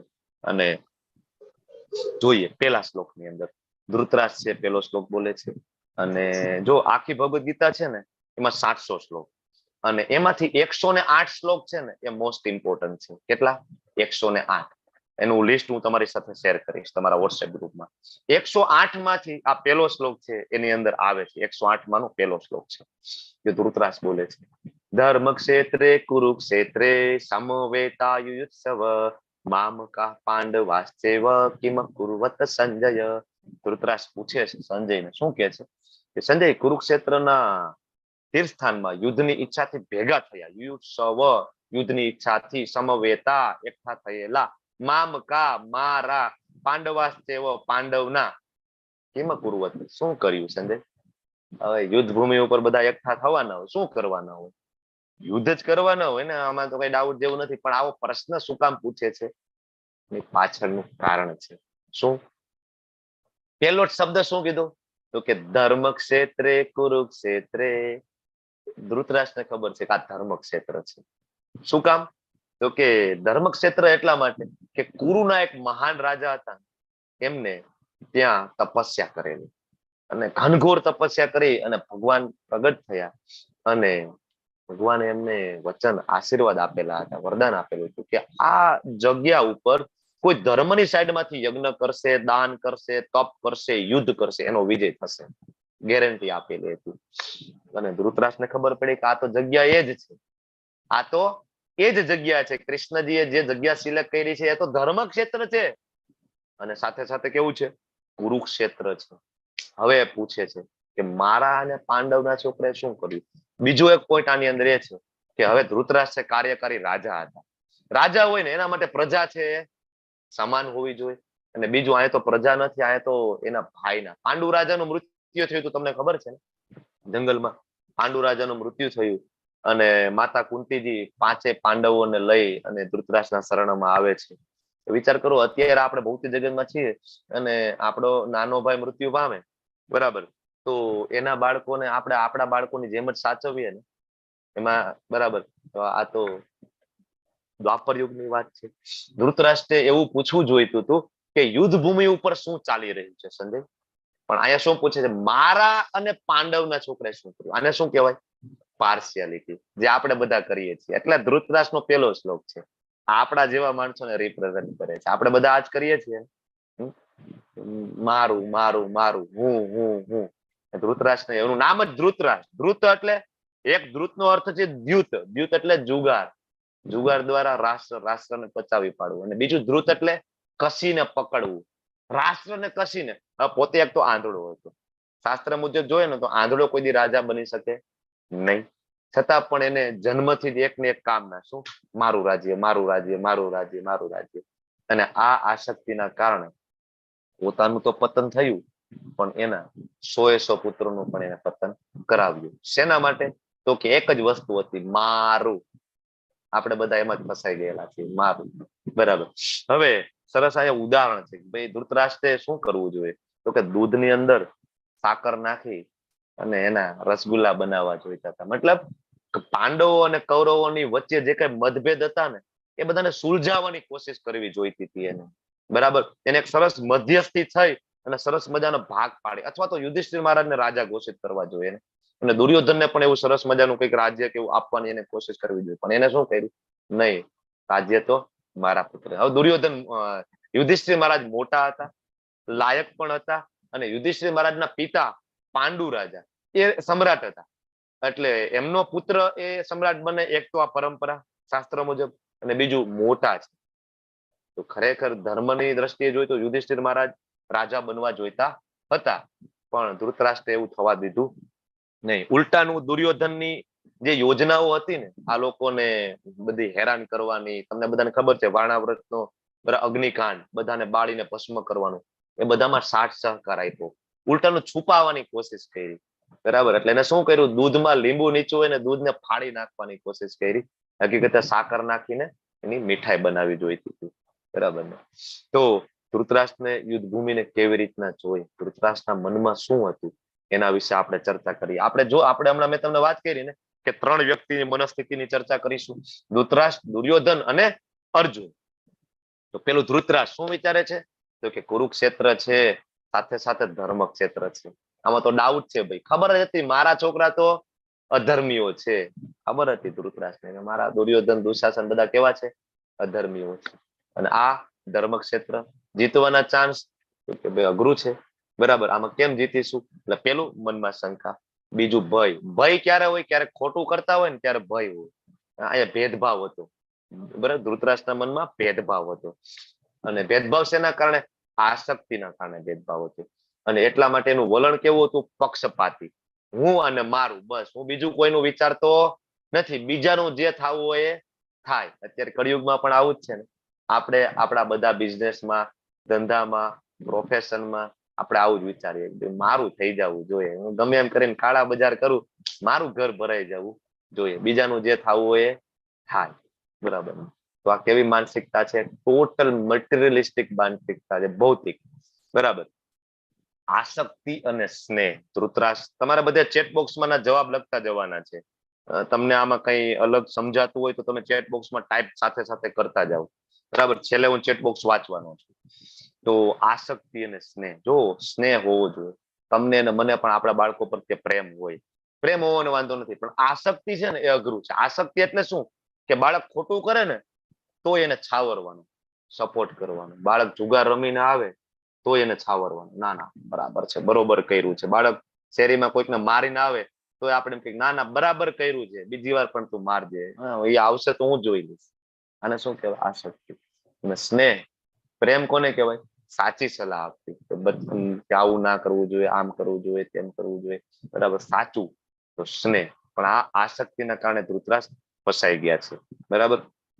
હવે યોગ્ય સમય જો યુધિષ્ઠિર મહારાજને સિંહાસન આપી દીધું હોત તો પરિણામ શું આવે? ચેટ બોક્સમાં ટાઈપ કરો. યુધિષ્ઠિર મહારાજને યોગ્ય સમયે જો સિંહાસન આપી દીધું હોત ધૃતરાષ્ટ્રે, તો પરિણામ કંઈક બીજું હોત. શું હોત? હું આગળ વધું છું. ત્રીજા શ્લોકમાં પશ્યતામ પાંડુ પુત્રાણામ આચાર્ય મહતિમ ચમુમ યુઢામ દ્રુપદ પુત્રેણ તવ શિષ્યેણ ધીમતા. આ શ્લોક છે ને બહુ મહત્વનો શ્લોક છે. એકચ્યુઅલી દુર્યોધન છે ને એને એવું હતું કે સામે કોઈ સેના બેના આવશે ને. યુધિષ્ઠિર મહારાજ તો રાજા હતા નહીં, એટલે એને એવું હતું કે આમાં સપોર્ટમાં કોઈ નહીં આવે. બરાબર. પણ તમને ખબર છે સામે કેટલી સેના હતી ને આ બાજુ કેટલી સેના હતી? ટોટલ સેના કેટલી હતી? કોઈને આઈડિયા છે? મહાભારતની યુદ્ધભૂમિ ઉપર 11 અક્ષાણી સેના કૌરવોની હતી અને 7 અક્ષાણી સેના પાંડવોની હતી. 7 અક્ષોની સેના લઈને યુધિષ્ઠિર મહારાજ ઉભા હતા. દુર્યોધનની આંખો ફાટી જાય છે જોઈને. દુર્યોધનને એવું હતું કે ચપટીમાં યુદ્ધ પૂરું કરી દઈશ, કારણ કે સામે કોઈ હશે નહીં. જયારે જોવે છે ને કે સામે 7 અક્ષોની સેના છે, એટલે આંખો ફાટી જાય છે અને સીધા કોની પાસે જાય છે? પશ્યતામ પાંડુ પુત્રાણામ આચાર્ય મહતિમ ચમુમ. કોની પાસે? એમના ગુરુ પાસે. એના ગુરુનું નામ શું હતું? ગુરુનું નામ શું હતું? પાંડવો અને કૌરવોના ગુરુ બોલો. દ્રોણાચાર્ય. ગુરુ દ્રોણ. ગુરુ દ્રોણ પાસે જાય છે. જો આવી પરિસ્થિતિમાં ગુરુ દ્રોણ પાસે જાય તો શું કરવું જોઈએ? આશીર્વાદ માંગવા જોઈએ ને, હે ગુરુ મહારાજ તમે આશીર્વાદ આપો કે આ યુદ્ધ ભૂમિ ઉપરથી હું વિજય થઈને પાછું આવું. એની જગ્યાએ ભાઈ શું કરે છે ખબર છે? ત્યાં જઈને મેણું મારે છે દુર્યોધન. શું કહે છે? યુઢામ દ્રુપદ પુત્રેણ તવ શિષ્યેણ ધીમતા. તવ, તમારો શિષ્ય ને જોવો. કોણ? દ્રુપદ પુત્રેણ. દ્રુપદનો પુત્ર. નામ શું હતું દ્રુપદના પુત્રનું? દુષ્ટધુમ. સામેવાળાના સેનાપતિ હતા ને, પાંડવોના પહેલા સેનાપતિ દુષ્ટધુમ. બરાબર. તો અહીંયા કહે છે જો તમારો શિષ્ય છે દ્રુપદનો પુત્ર દુષ્ટધુમ, જો કેટલી કુશળતાથી સેનાઓ લઈને આવ્યો છે, બુદ્ધિશાળી છે. શું કે છે? કે પાંડુના પુત્રોની મોટી સેના તમારા બુદ્ધિશાળી શિષ્ય અને દ્રુપદના પુત્ર દ્વારા કુશળતાપૂર્વક ગોઠવવામાં આવી. ઇનડાયરેક્ટલી શું કે છે ખબર છે એના ગુરુને? તમે બુદ્ધિશાળી નથી, તમારો શિષ્ય બુદ્ધિશાળી છે. તમે શું કામ બુદ્ધિશાળી નથી? તમને ખબર હતી. દુષ્ટધુમનો જન્મ શેના માટે થયો હતો? દ્રોણાચાર્યને આવી રીતે કે બદલો લેવા માટે એના યસ બિન્ની માતાજી, જંકનાજી. દ્રોણાચાર્યનો વધ કરવા માટે. દ્રોણાચાર્યનો વધ કરવા માટે. પ્રસંગ તો બહુ લાંબો છે, શોર્ટમાં કહી દઉં કે દુષ્ટધુમના પિતાજી દ્રુપદ અને દ્રોણાચાર્ય બે કોલેજમાં એટલે ગુરુકુળમાં સાથે ભણતા હતા. પ્રસંગ એવો આવે છે કે દ્રુપદનો જીવ જોખમમાં હોય છે અને ત્યારે ગુરુ દ્રોણ છે એને રક્ષા કરે છે. તો દ્રુપદ છે એ તો રાજકુમાર હતા, ખબર જ છે કે બહાર નીકળીને રાજા બનશે. અને ગુરુ દ્રોણ તો એક નિર્ધન બ્રાહ્મણ. તો પ્રોમિસ આપે છે દ્રુપદ ગુરુ દ્રોણને. શું? તો કે હું તને અડધું રાજ્ય મારું આપી દઈશ. બે બહાર નીકળે, ગુરુકુળમાં એજ્યુકેશન પૂરું. ગુરુ દ્રોણ તો વેદાધ્યયન કરે, નિર્ધન, અને સામે દ્રુપદ છે રાજા બની જાય છે. હવે એક સમય એવો આવે છે ને કે ગુરુ દ્રોણના પુત્રનું નામ અશ્વત્થામા. હવે અશ્વત્થામા ને પીવા માટે દૂધના ફાફા હોય છે. એટલી બધી પરિસ્થિતિ ખરાબ ગુરુ દ્રોણ. બ્રાહ્મણો સંચય નહોતા કરતા, લોભ નહોતો બ્રાહ્મણોને. એટલે ભેગું કરવાની નીતિ નહોતી એ લોકોને. સંચય ના કરે. એક સમયે કોઈક એને લોટનું પાણી પીવડાવે છે, કોને? અશ્વત્થામાને. આ જોઈને ગુરુ દ્રોણને ખૂબ દુઃખ થાય છે કે મારી આટલી ખરાબ સ્થિતિ, હું મારા બાળકને દૂધ પણ ના પીવડાવી શકું. ત્યારે એને પ્રતિજ્ઞા યાદ આવે છે. કોની? દ્રુપદની. કે દ્રુપદે કીધું તું અડધું રાજ્ય આપી દઈશ. મારે અડધું રાજ્ય તો નથી જોઈતું, પણ એક મને ગાય આપી દે ને તો મારું કામ રડી જાય. જાય છે દ્રુપદ આગળ. દ્રુપદને જાય છે રાજ્યમાં. તો દ્રુપદ તો ઓળખવાની ના પાડી દે છે. કોણ ભાઈ? તો ગુરુ દ્રોણ કે આપણે બે મિત્ર હતા, તમે મને પ્રોમિસ કર્યું તું, ભૂલી ગયા? દ્રુપદ કે મિત્રતા તો સમાન લેવલના માણસો વચ્ચે થાય ભાઈ. તારું ને મારું લેવલ, તું નિર્ધન બ્રાહ્મણ અને હું રાજા છું. આપણા બેનું કોઈ મેચ થાય નહીં, કોઈ લેવલ નથી. બીજું કઈ થોડું ઘણું જોતું હોય તો લઈ અને અહીંથી જવા દે. ખૂબ અપમાન કરે છે દ્રુપદ ગુરુ દ્રોણ. ગુરુ દ્રોણ પ્રતિજ્ઞા લે છે કે આનું ઘમંડ તો હું એક વખત તોડીને રહીશ. ગુરુ દ્રોણ છે ભીષ્મદેવ પાસે જાય છે, તમારા બાળકોને મારી પાસે મોકલો, હું એને વિદ્યા શીખડાવીશ. વિદ્યા શીખડાવે છે, પણ પાછળ એક નાનો એવો સ્વાર્થ હતો. વિદ્યા શીખડાવી અને ગુરુ દક્ષિણામાં માગવાનો હતો કોને? દ્રુપદને બંદી બનાવીને લાવો, બરાબર, બંદી બનાવીને લાવો. કૌરવો પેલા જાય છે, માર ખાય છે. પાંડવો જાય છે, દ્રુપદને બંદી બનાવીને લાવે છે. દ્રુપદને બંદી બનાવીને લાવે છે અને પછી માફ કરી દે છે. ગુરુ દ્રોણ છે ને માફ કરી દે છે દ્રુપદને. ક્ષત્રિયને બંદી બનાવીને લાવો પછી માફ કરી દો એટલે એમ કે આના કરતા ગળું કાપી નાખો એ બરાબર. ક્ષત્રિય માટે તો માફી એના કરતા ગળું કાપી નાખવો બરાબર છે. અને સમસમી જાય છે દ્રુપદ અને પ્રતિજ્ઞા લે છે કે હવે હું આનો બદલો લઈશ. હું મારો પુત્ર, એવો પુત્ર આવશે કે આ ગુરુ દ્રોણનો વધ કરશે. ત્યારે પુત્ર નહોતા એને, અને એને યોગ પણ નહોતો.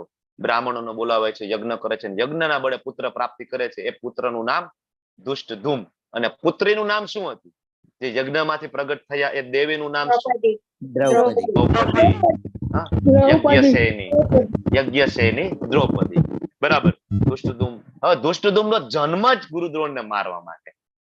છતાં ગુરુ દ્રોણ છે એ દુષ્ટધુમને એની ગુરુકુળમાં ભણાવે છે, રાખે છે, દીકરાની જેમ સાચવે છે, ખવડાવે, પીવડાવે, મોટો કરે છે અને બધું જ્ઞાન આપે છે. જો આ એ સમયના બ્રાહ્મણો છે. આપણને ખબર હોય તો કે આ ભાઈ મારો મોટો થઈને મને મારવાનો છે, ખબર હોય તો, અને આપણી સાથે એકલો હોય તો રાત્રે જઈને ઓશીકું દબાવી દે ને મોઢા ઉપર, મોટો થાય તો મને મારશે. પણ આ બ્રાહ્મણો છે એટલે એને બ્રાહ્મણ કહેવાય. બ્રાહ્મણ નું વિરોધી કૃપણ. બ્રાહ્મણ આપે, ઉદાર હોય. એટલે અહીંયા એટલા માટે મેણું મારે છે. જો તમારો શિષ્ય, તમે ત્યારે ભૂલ કરી હતી ને આને મોટો કરીને બધું શીખડાવવાનું, હવે તમે ભૂલ નહીં કરતા. એ દુર્યોધન શું કે છે? મને ખબર છે તમને અર્જુન પ્રત્યે બહુ પ્રેમ છે, પણ હવે બસ, હવે આ ભૂલ એક થઈ ગઈ છે. હવે બીજી વાર આ પાર્શિયાલિટી તમે રહેવા દેજો અને તમે યુદ્ધમાં ધ્યાન આપજો, બરાબર? અને ફરીથી આ પાર્શિયાલિટી નહીં કરતા. હવે આગળના જે કઈ શ્લોક આવે છે, દુર્યોધનનું જે રાજકીય વર્તન છે ને, ખરેખર એક એક શ્લોક તમે વાંચો ને બરાબર, અને એકાબીજા શ્લોકનું કનેક્શન તમે કરો ને તો તમને ખબર પડે દુર્યોધન કેટલો મોટો રાજકારણ છે. જોઈએ આપણે દુર્યોધન, આપણે જોયું ત્રીજા શ્લોકની અંદર દ્રુપદ પુત્રને કહીને મેણું મારે છે. આપણે ત્રીજો શ્લોક જોયો. હવે જો આ શું કામ હું તમને કહેતો હતો કે આ કોપી હોવી જરૂરી છે? અત્યારે હું તમને સીધો શ્લોક નંબર બોલું, તમારે ત્યાં ભગવદ ગીતા ખોલીને જોતું જવાનું, એનો અનુવાદ. કારણ કે શક્ય નથી કે શબ્દ શબ્દ હું તમને ભણાવી દઈશ, પણ હું તમને સમજાવી દઈશ કે શું કહેવા માંગે છે, બરાબર? હવે 4 થી લઈને જે 6 શ્લોક છે ને એની અંદર પાંડવ પક્ષના મહાનાયકોનો ઉલ્લેખ કરે છે. કોણ? દુર્યોધન, બરાબર. અને એમાં દુર્યોધન સૌથી પહેલા કોઈનું નામ લેતો હોય ને તો ભીમ, અને બીજું અર્જુન. એને ખબર હતી અર્જુન છે ધનુર્ધારી છે, પણ નામ પેલા ભીમ. શું કામ પેલા ભીમનું નામ લીધું દુર્યોધને? કોઈ કહેશે? ભીમે 3 પ્રતિજ્ઞા લીધી હતી કઈ દુર્યોધનને કઈ? મારવા. દુર્યોધનને પેલી? મારવા માટે ને, હા. એમાં પછી? પહેલી હતી એમને જે એમને લાક્ષાગૃહમાં પેલા એ કર્યા હતા ને, એટલા માટે એમ કે પછી પેલા જાંગનું, સોરી. ના, બરાબર છે. તો દુર્યોધનની 3 પ્રતિજ્ઞા. એક તો બધા કૌરવો મારા હાથે જ મરશે. એક એક કૌરવનો વધ કોને કર્યો હતો? ભીમે. બીજી પ્રતિજ્ઞા, જે દુશાસને જે હાથથી માતા દ્રૌપદીને ઢસડીને લાવ્યો હતો, બરાબર, તો એની છાતી ફાડી અને હું રક્તપાન કરીશ અને વાળ ધોઈશ. બીજી પ્રતિજ્ઞા. ત્રીજી પ્રતિજ્ઞા, દુર્યોધને એવું કીધું હતું કે મારી જાંઘ ઉપર બેસી જા. કોને કીધું હતું? દ્રૌપદી માતાને. તો કે જાંઘને હું તોડી નાખીશ, એ કમરને હું તોડી નાખીશ. આ કોની પ્રતિજ્ઞા? ભીમની. એટલે દુર્યોધનને ખબર હતી કે મારો કોઈ વધ કરશે તો વધ કરનારો કોણ? ભીમ. અર્જુન તો નહીં કરે, કદાચ અધમુઓ કરશે અર્જુન, પણ મારું મૃત્યુ તો ભીમના હાથે લખેલું છે. એટલે પેલું નામ ભીમનું, બીજું નામ અર્જુનનું, અને કે છે જો સામે આ બધા મહારથી છે. અને 7મો શ્લોક તમે જોશો ને તો 7મા શ્લોકની શરૂઆત બ્રાહ્મણ શ્રેષ્ઠ થી થાય છે. કોને ઉલ્લેખ, બરાબર, કોને ઉદ્દેશીને? તો કે ગુરુ દ્રોણને. હવે હમણાં ગુરુ દ્રોણનું અપમાન કરી લીધું, મેણું મારી લીધું, નો કહેવાના શબ્દ કહી દીધા. તમે બુદ્ધિશાળી નથી, તમારો શિષ્ય બુદ્ધિશાળી છે, ત્યાં સુધીની વાત. અને હવે ભાઈ શું કે છે? હે બ્રાહ્મણ શ્રેષ્ઠ. શું કામ? હવે ગુરુ દ્રોણ એમ કહી દે કે ભાઈ આ બધું અપમાન આપણાથી સહન થાય નહીં, તમારે યુદ્ધ કરવું જ કરી લો, હું તો આ નીકળો. તો એને ખબર હતી ગુરુ દ્રોણ વગર યુદ્ધ કરવું અઘરું છે, કારણ કે બધાને વિદ્યાનું જ્ઞાન આપનારા કોણ? સ્વયં ગુરુ દ્રોણ. ગુરુ દ્રોણની સામે ટકવું અર્જુન માટે અઘરું હતું, સામાન્ય યોદ્ધા નહોતા. એટલે પાછું વાળવાની વાત છે. બોલાતા તો બોલાઈ ગયું, પણ હવે હે બ્રાહ્મણ શ્રેષ્ઠ. 8મા શ્લોકમાં તમે જોશો તો બીજા બધા નાયકોનો ઉલ્લેખ કરે છે. એમાં સૌથી પહેલા ગુરુ દ્રોણનું નામ લે છે. હકીકતે નામ લેવું જોઈએ કોનું? તો કે ભીષ્મનું. ઉંમરમાં પણ ત્યાં મોટા હતા ભીષ્મદેવ, જ્ઞાનમાં પણ પાવરધા. અને ભીષ્મદેવ એટલા બધા શક્તિશાળી હતા, એવું કહેવાય છે કે તિમિંગલા નામની એક માછલી આવે છે, તિમી નામની માછલી, એની લંબાઈ 800 માઇલની લેન્થ હોય છે. એટલી મોટી વિશાળ. આપણને એમ થાય કે આવું હોય છે, પણ હોય છે. બરાબર. એ એકલા હાથે માછલીને કંટ્રોલ કરી લે, એનું નામ ભીષ્મદેવ. એટલે એનું બીજું નામ છે તિમિંગલા, ભીષ્મદેવ. હવે આવા મહારથી એનું પેલું નામ નથી લેતા. પેલું નામ કોનું? ગુરુ દ્રોણનું. કારણ કે એક તો હમણાં ઇન્સલ્ટ કર્યું, અને બીજું એને ખબર છે કે બ્રાહ્મણનું નામ પેલા લેવું જોઈએ. બ્રાહ્મણ, ક્ષત્રિય, વૈશ્ય અને શુદ્ર, આ જે વર્ણ વ્યવસ્થા ભગવાને આપેલી છે, આના વિશે આપણે આગળ સમજીશું. તો કે ભાઈ પેલા બ્રાહ્મણનું નામ, એટલે એ પેલા નામ લે છે, પછી ભીષ્મનું. પછી આગળ તમે 8મા શ્લોકમાં જે આગળ જોશો તો કૃપાચાર્ય, દ્રોણાચાર્યના કોણ હતા? શાળા. અશ્વત્થામા, દ્રોણાચાર્યના પુત્ર, આનું નામ લે છે. એટલે ઇનડાયરેક્ટલી દ્રોણાચાર્યને કહે છે કે મેણું તમે માર્યું છે, પણ હવે અહીંથી ભાગી જવાની ઓલી નહીં કરતા, કારણ કે તમારા ફેમિલી આ તમારી સાઈડમાં છે. તમે જતા રહેશો, તમારા ફેમિલી વાળાનું શું થશે? તમારા શાળા છે, તમારો દીકરો છે. અને આગળ 8મા શ્લોકમાં વિકર્ણનું નામ લે છે. આ વિકર્ણ તમને બધાને ખબર હશે કે એ કૌરવોનો ભાઈ. અને આ એક કૌરવ એવો હતો કે જયારે દ્રૌપદીજીનું વસ્ત્રહરણ થતું હતું ને, ત્યારે ઉભો થઈને બોલ્યો હતો. શું? તો કે ભાઈ આ ખોટું છે. દ્રૌપદીજી છે એ મોટા ભાઈની પત્ની અને આપણી માં છે, અને માનું વસ્ત્રહરણ આપણાથી ના થાય. આ તો અધમથી અધમ પાપ છે, આવું આપણે વિચારાય પણ નહીં. ત્યારે દુર્યોધન શું કે છે? બેસી જા, નાના હોય વચ્ચે નહીં બોલવાનું, ચૂપ. બરાબર. તો દુર્યોધનને ખબર હતી કે આ એક ભાઈ છે ને ત્યારે મારા વિરોધમાં ઉભો હતો, આનું નામ લઈ લેવા દે, આ અત્યારે કદાચ વિરોધમાં પાછો ઉભો રહી જશે. એટલે વિકર્ણનું નામ લે છે. બરાબર. એક એકનું નામ જે લીધું છે ને, એ કઈ એમનેમ નામ નથી લેતો દુર્યોધન. બધાય પાછળ એક રાજકીય કારણ છે, એક એકના નામ લેવા પાછળ. પછી હવે બાકી બધા ઉભા હોય, એ બધાને એમ થાય કે ભીષ્મનું નામ લીધું, બરાબર, કૃપાચાર્યનું નામ લીધું, ગુરુ દ્રોણનું, અમારું નામ નહીં, અમારું અહીં કઈ વેલ્યુ જેવું કઈ છે નહીં, તમે યુદ્ધ કરી લો ભાઈ, અમે જાય. તો બીજા બધાનું નામ લઈ લે. શું કે છે? બીજા બધાનું કે છે બીજા બધા વીરો આવ્યા છે મારા માટે જીવ આપવા માટે. બધા કેવા છે? વીર છે. બરાબર. અને આ રીતના એ ભીષ્મદેવ, ગુરુ દ્રોણ, બરાબર, એની સામે આખી સેના ને રજૂ કરે છે. આટલી સેના છે આપણી. હવે આમ જોઈ તો આપણને એમ થાય કે આટલો મોટો સંહાર થયો, તો એ શાસ્ત્ર સંમત છે? આપને એવો પ્રશ્ન થાય ને, આટલો બધો વધ થયો, તો ખરેખર આટલો બધો વધ જરૂરી હતો? શાસ્ત્ર સંમત હતો? શાસ્ત્રમાં લખ્યું છે કે આ બધાનું મારી નાખવા જોઈએ, ગળા કાપી નાખવા જોઈએ, આવું કે શાસ્ત્રમાં ઉલ્લેખ છે? તમને મને આવો પ્રશ્ન થાય ને, તો યસ, શાસ્ત્રમાં ઉલ્લેખ છે. કોને મારી શકાય? જો શાસ્ત્રમાં લખ્યું છે કે જે ઝેર આપનાર હોય ને એને મારી નાખે. આને 6 પ્રકારના આતતાઈઓ કીધા છે. પહેલું આતતાઈઓ તો કે જે ઝેર આપે. બરાબર. દુર્યોધને ભીમને ઝેર આપ્યું હતું ને, સિરિયલમાં જોયું છે ને, ભીમને ઝેર આપીને સમુદ્રમાં નાખી દે છે પાણા બાંધીને. જોયું છે ને આવું? આપણે બધા જ્ઞાન ક્યાંથી લેતા હોય?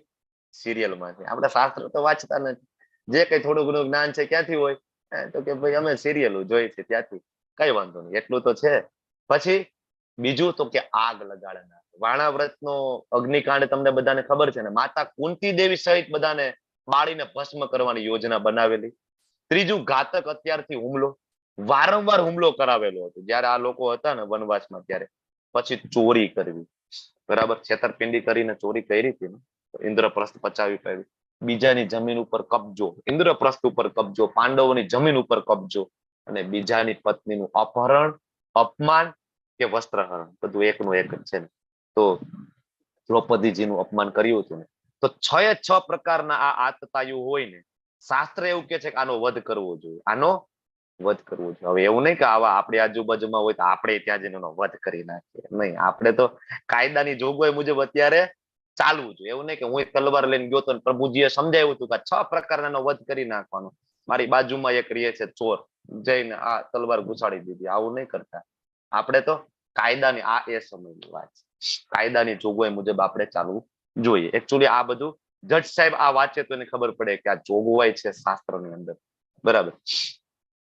હવે આગળ 19મા શ્લોકમાં તમને એમ થાય કે આ વચ્ચેના બધા શ્લોક કઈ ગયા, તો મેં તમને પહેલા કીધું કે આપણે ભગવદ ગીતાના મુખ્ય શ્લોકોને કવર કરીશું અને 2 શ્લોક વચ્ચેના જેટલા શ્લોકો છે ને એ આને રિલેટેડ શ્લોકો હોવાના, જે આપણે ચર્ચા કરી ને એને રિલેટેડ, આનાથી બહાર નહીં હોય કાંઈ.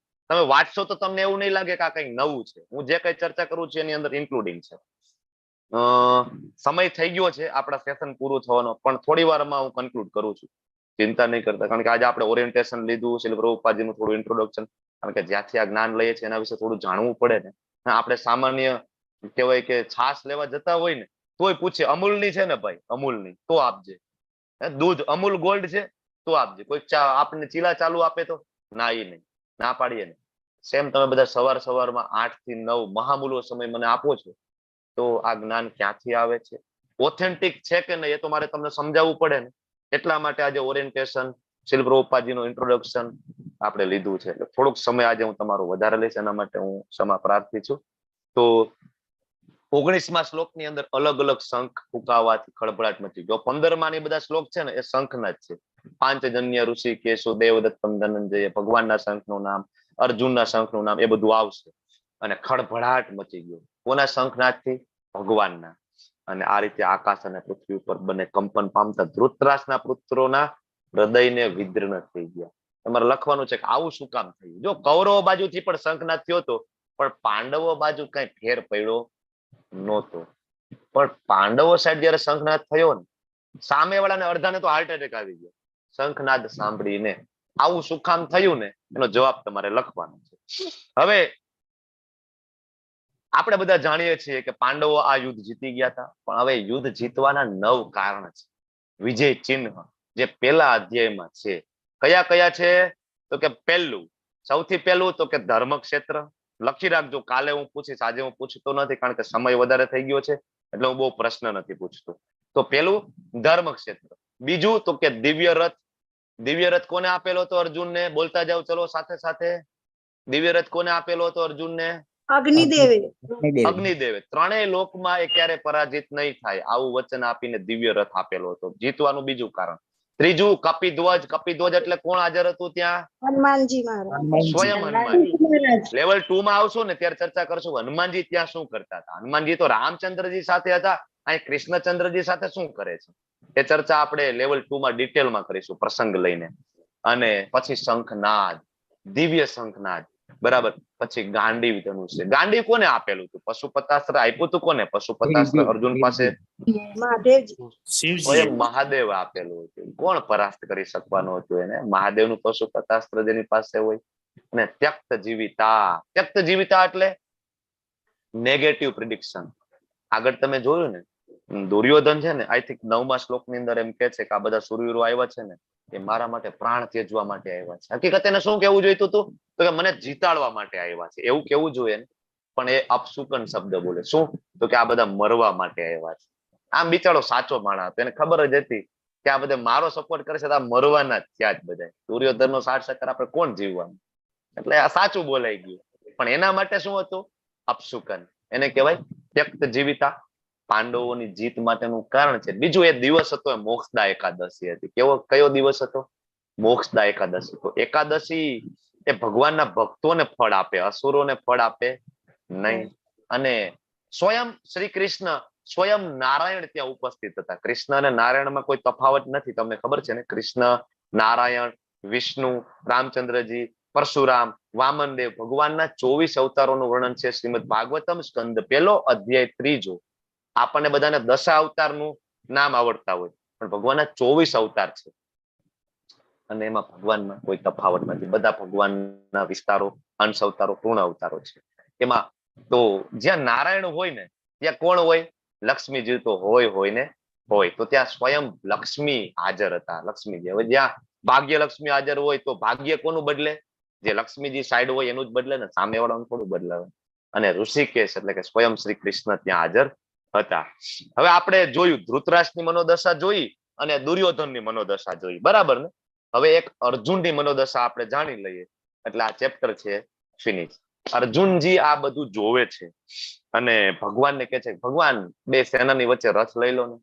તો વિચાર કરો, અનંત કોટી બ્રહ્માંડના સ્વામી એ આજે અર્જુનના સારથી બન્યા છે. ભગવદ ગીતા ઘણા બધા પાસે તમે સમજી હશે, પણ તમે ખરેખર પરંપરામાંથી ભગવદ ગીતા સમજો અને સાંભળો તો તમને ખબર પડે કે કૃષ્ણ એ ખરેખર કોણ છે. મોટા ભાગના કૃષ્ણને સામાન્ય ઐતિહાસિક પુરુષ માને છે, પણ આપણે જેમ જેમ જેમ આગળ વધશું હું તમને સમજાવતો જઈશ કે ખરેખર ભગવાન શ્રી કૃષ્ણ કોણ છે.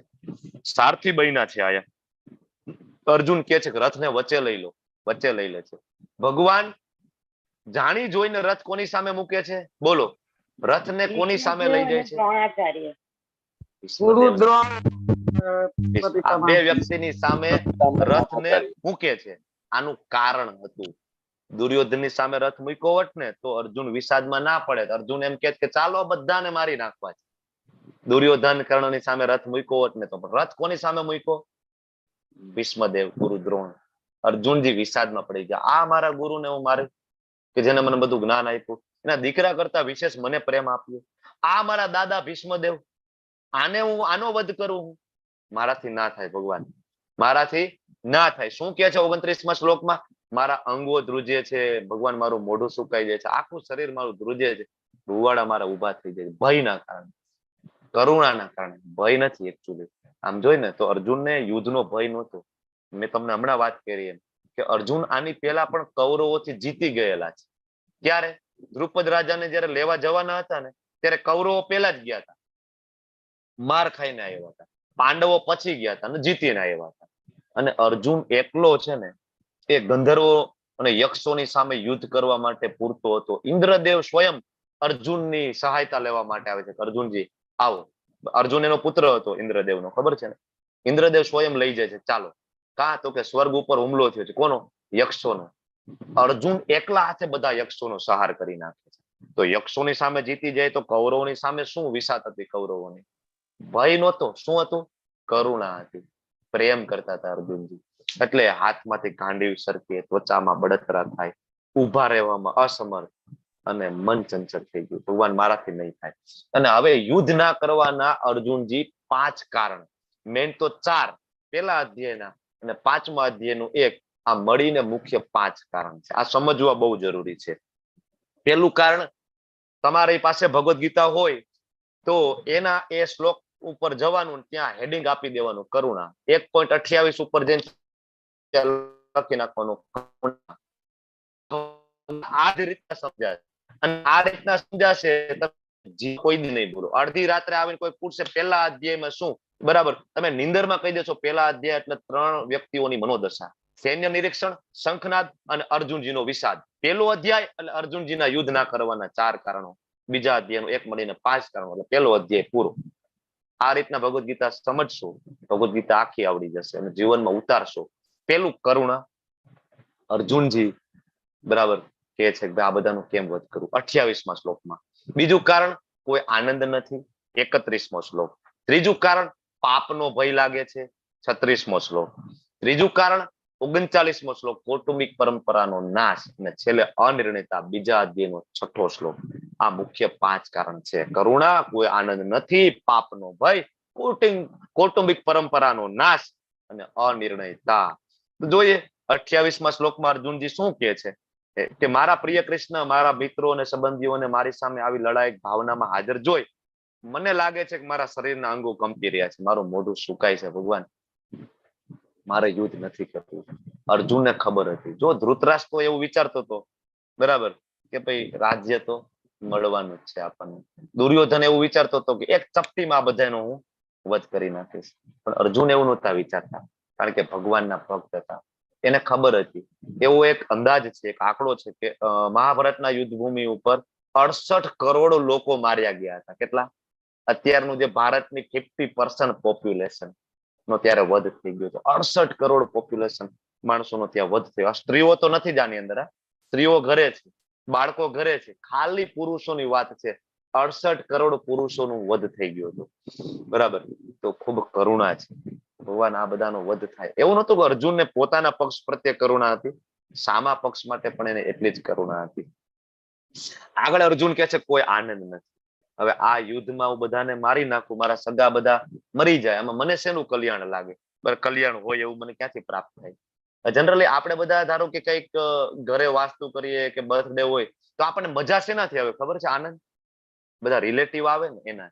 પાર્ટીમાં મજા ક્યારે આવે? આપણા બધા પ્રિય મિત્રો આવે તો પાર્ટીમાં મજા આવે ને. આવીને એમ કે વાહ વાહ તો સરસ પાર્ટી આપી, બહુ મજા આવી ગઈ, મસ્ત હોટેલ હતી, આપણને મજા આવે. પણ આ અર્જુન એમ કે છે ભગવાન બધાય તો મરી જવાના. મારા મામા, મારા કાકા, મારા દાદા, મારા ગુરુ, મારા ભાઈઓના દીકરાઓ, મારા સસરા, બધા તો સામે ઉભા છે. બધા તો મરી જવા. અર્જુનને ખબર હતી કે પોતાના પક્ષના સામેના પક્ષના બધા મરી જશે, પોતાનો વિજય થશે. અર્જુનને શ્યોરિટી હતી. કઈ રીતના? કુંતી મહારાણીએ પેલા ધૃતરાષ્ટ્રને બોલાવીને કીધું હતું. આ પ્રસંગ છે મહાભારતની અંદર. ધૃતરાષ્ટ્રને કીધું હતું. ધૃતરાષ્ટ્ર કુંતી મહારાણી પાસે જાય છે તો કુંતીજીને કહે છે કે તારા 5 દીકરા 5 પાંડવોને કહી દે કે અમારી સાથે સરેન્ડર કરી દે, શરણાગતિ સ્વીકારી લે. કા? તો કે એની પાસે કોઈ સેના નથી ને, એનો વધ થઈ જશે. તો વધ થવા કરતા એને કે શરણાગત થઈ જાય. કુંતી મહારાણી શું કહે છે ખબર છે? સામે જે છે ને એ કૃષ્ણ છે. એ કૃષ્ણ છે, એ સ્વયં નારાયણ છે, એ ભગવાન છે. તો ધૃતરાષ્ટ્ર કે શસ્ત્ર તો ઉપાડવાના નથી. કુંતી મહારાણી કે શસ્ત્ર ના ઉપાડે ને, એને શસ્ત્ર ઉપાડવાની જરૂર પણ નથી. આંખના પલકારામાં એ યુદ્ધને ફિનિશ કરવાની શક્તિ ધરાવનાર છે. મારે કોઈ ચિંતા નથી, મારા કોઈ પુત્રનો વધ થવાનો નથી, વિજય થશે. કુંતી મહારાણીને ભાગવતમમાં છે બધા રેફરન્સીસ. બરાબર. તો અર્જુનને ખબર હતી કે વિજય તો થવાનો, આમાં કોઈ ડાઉટ નથી.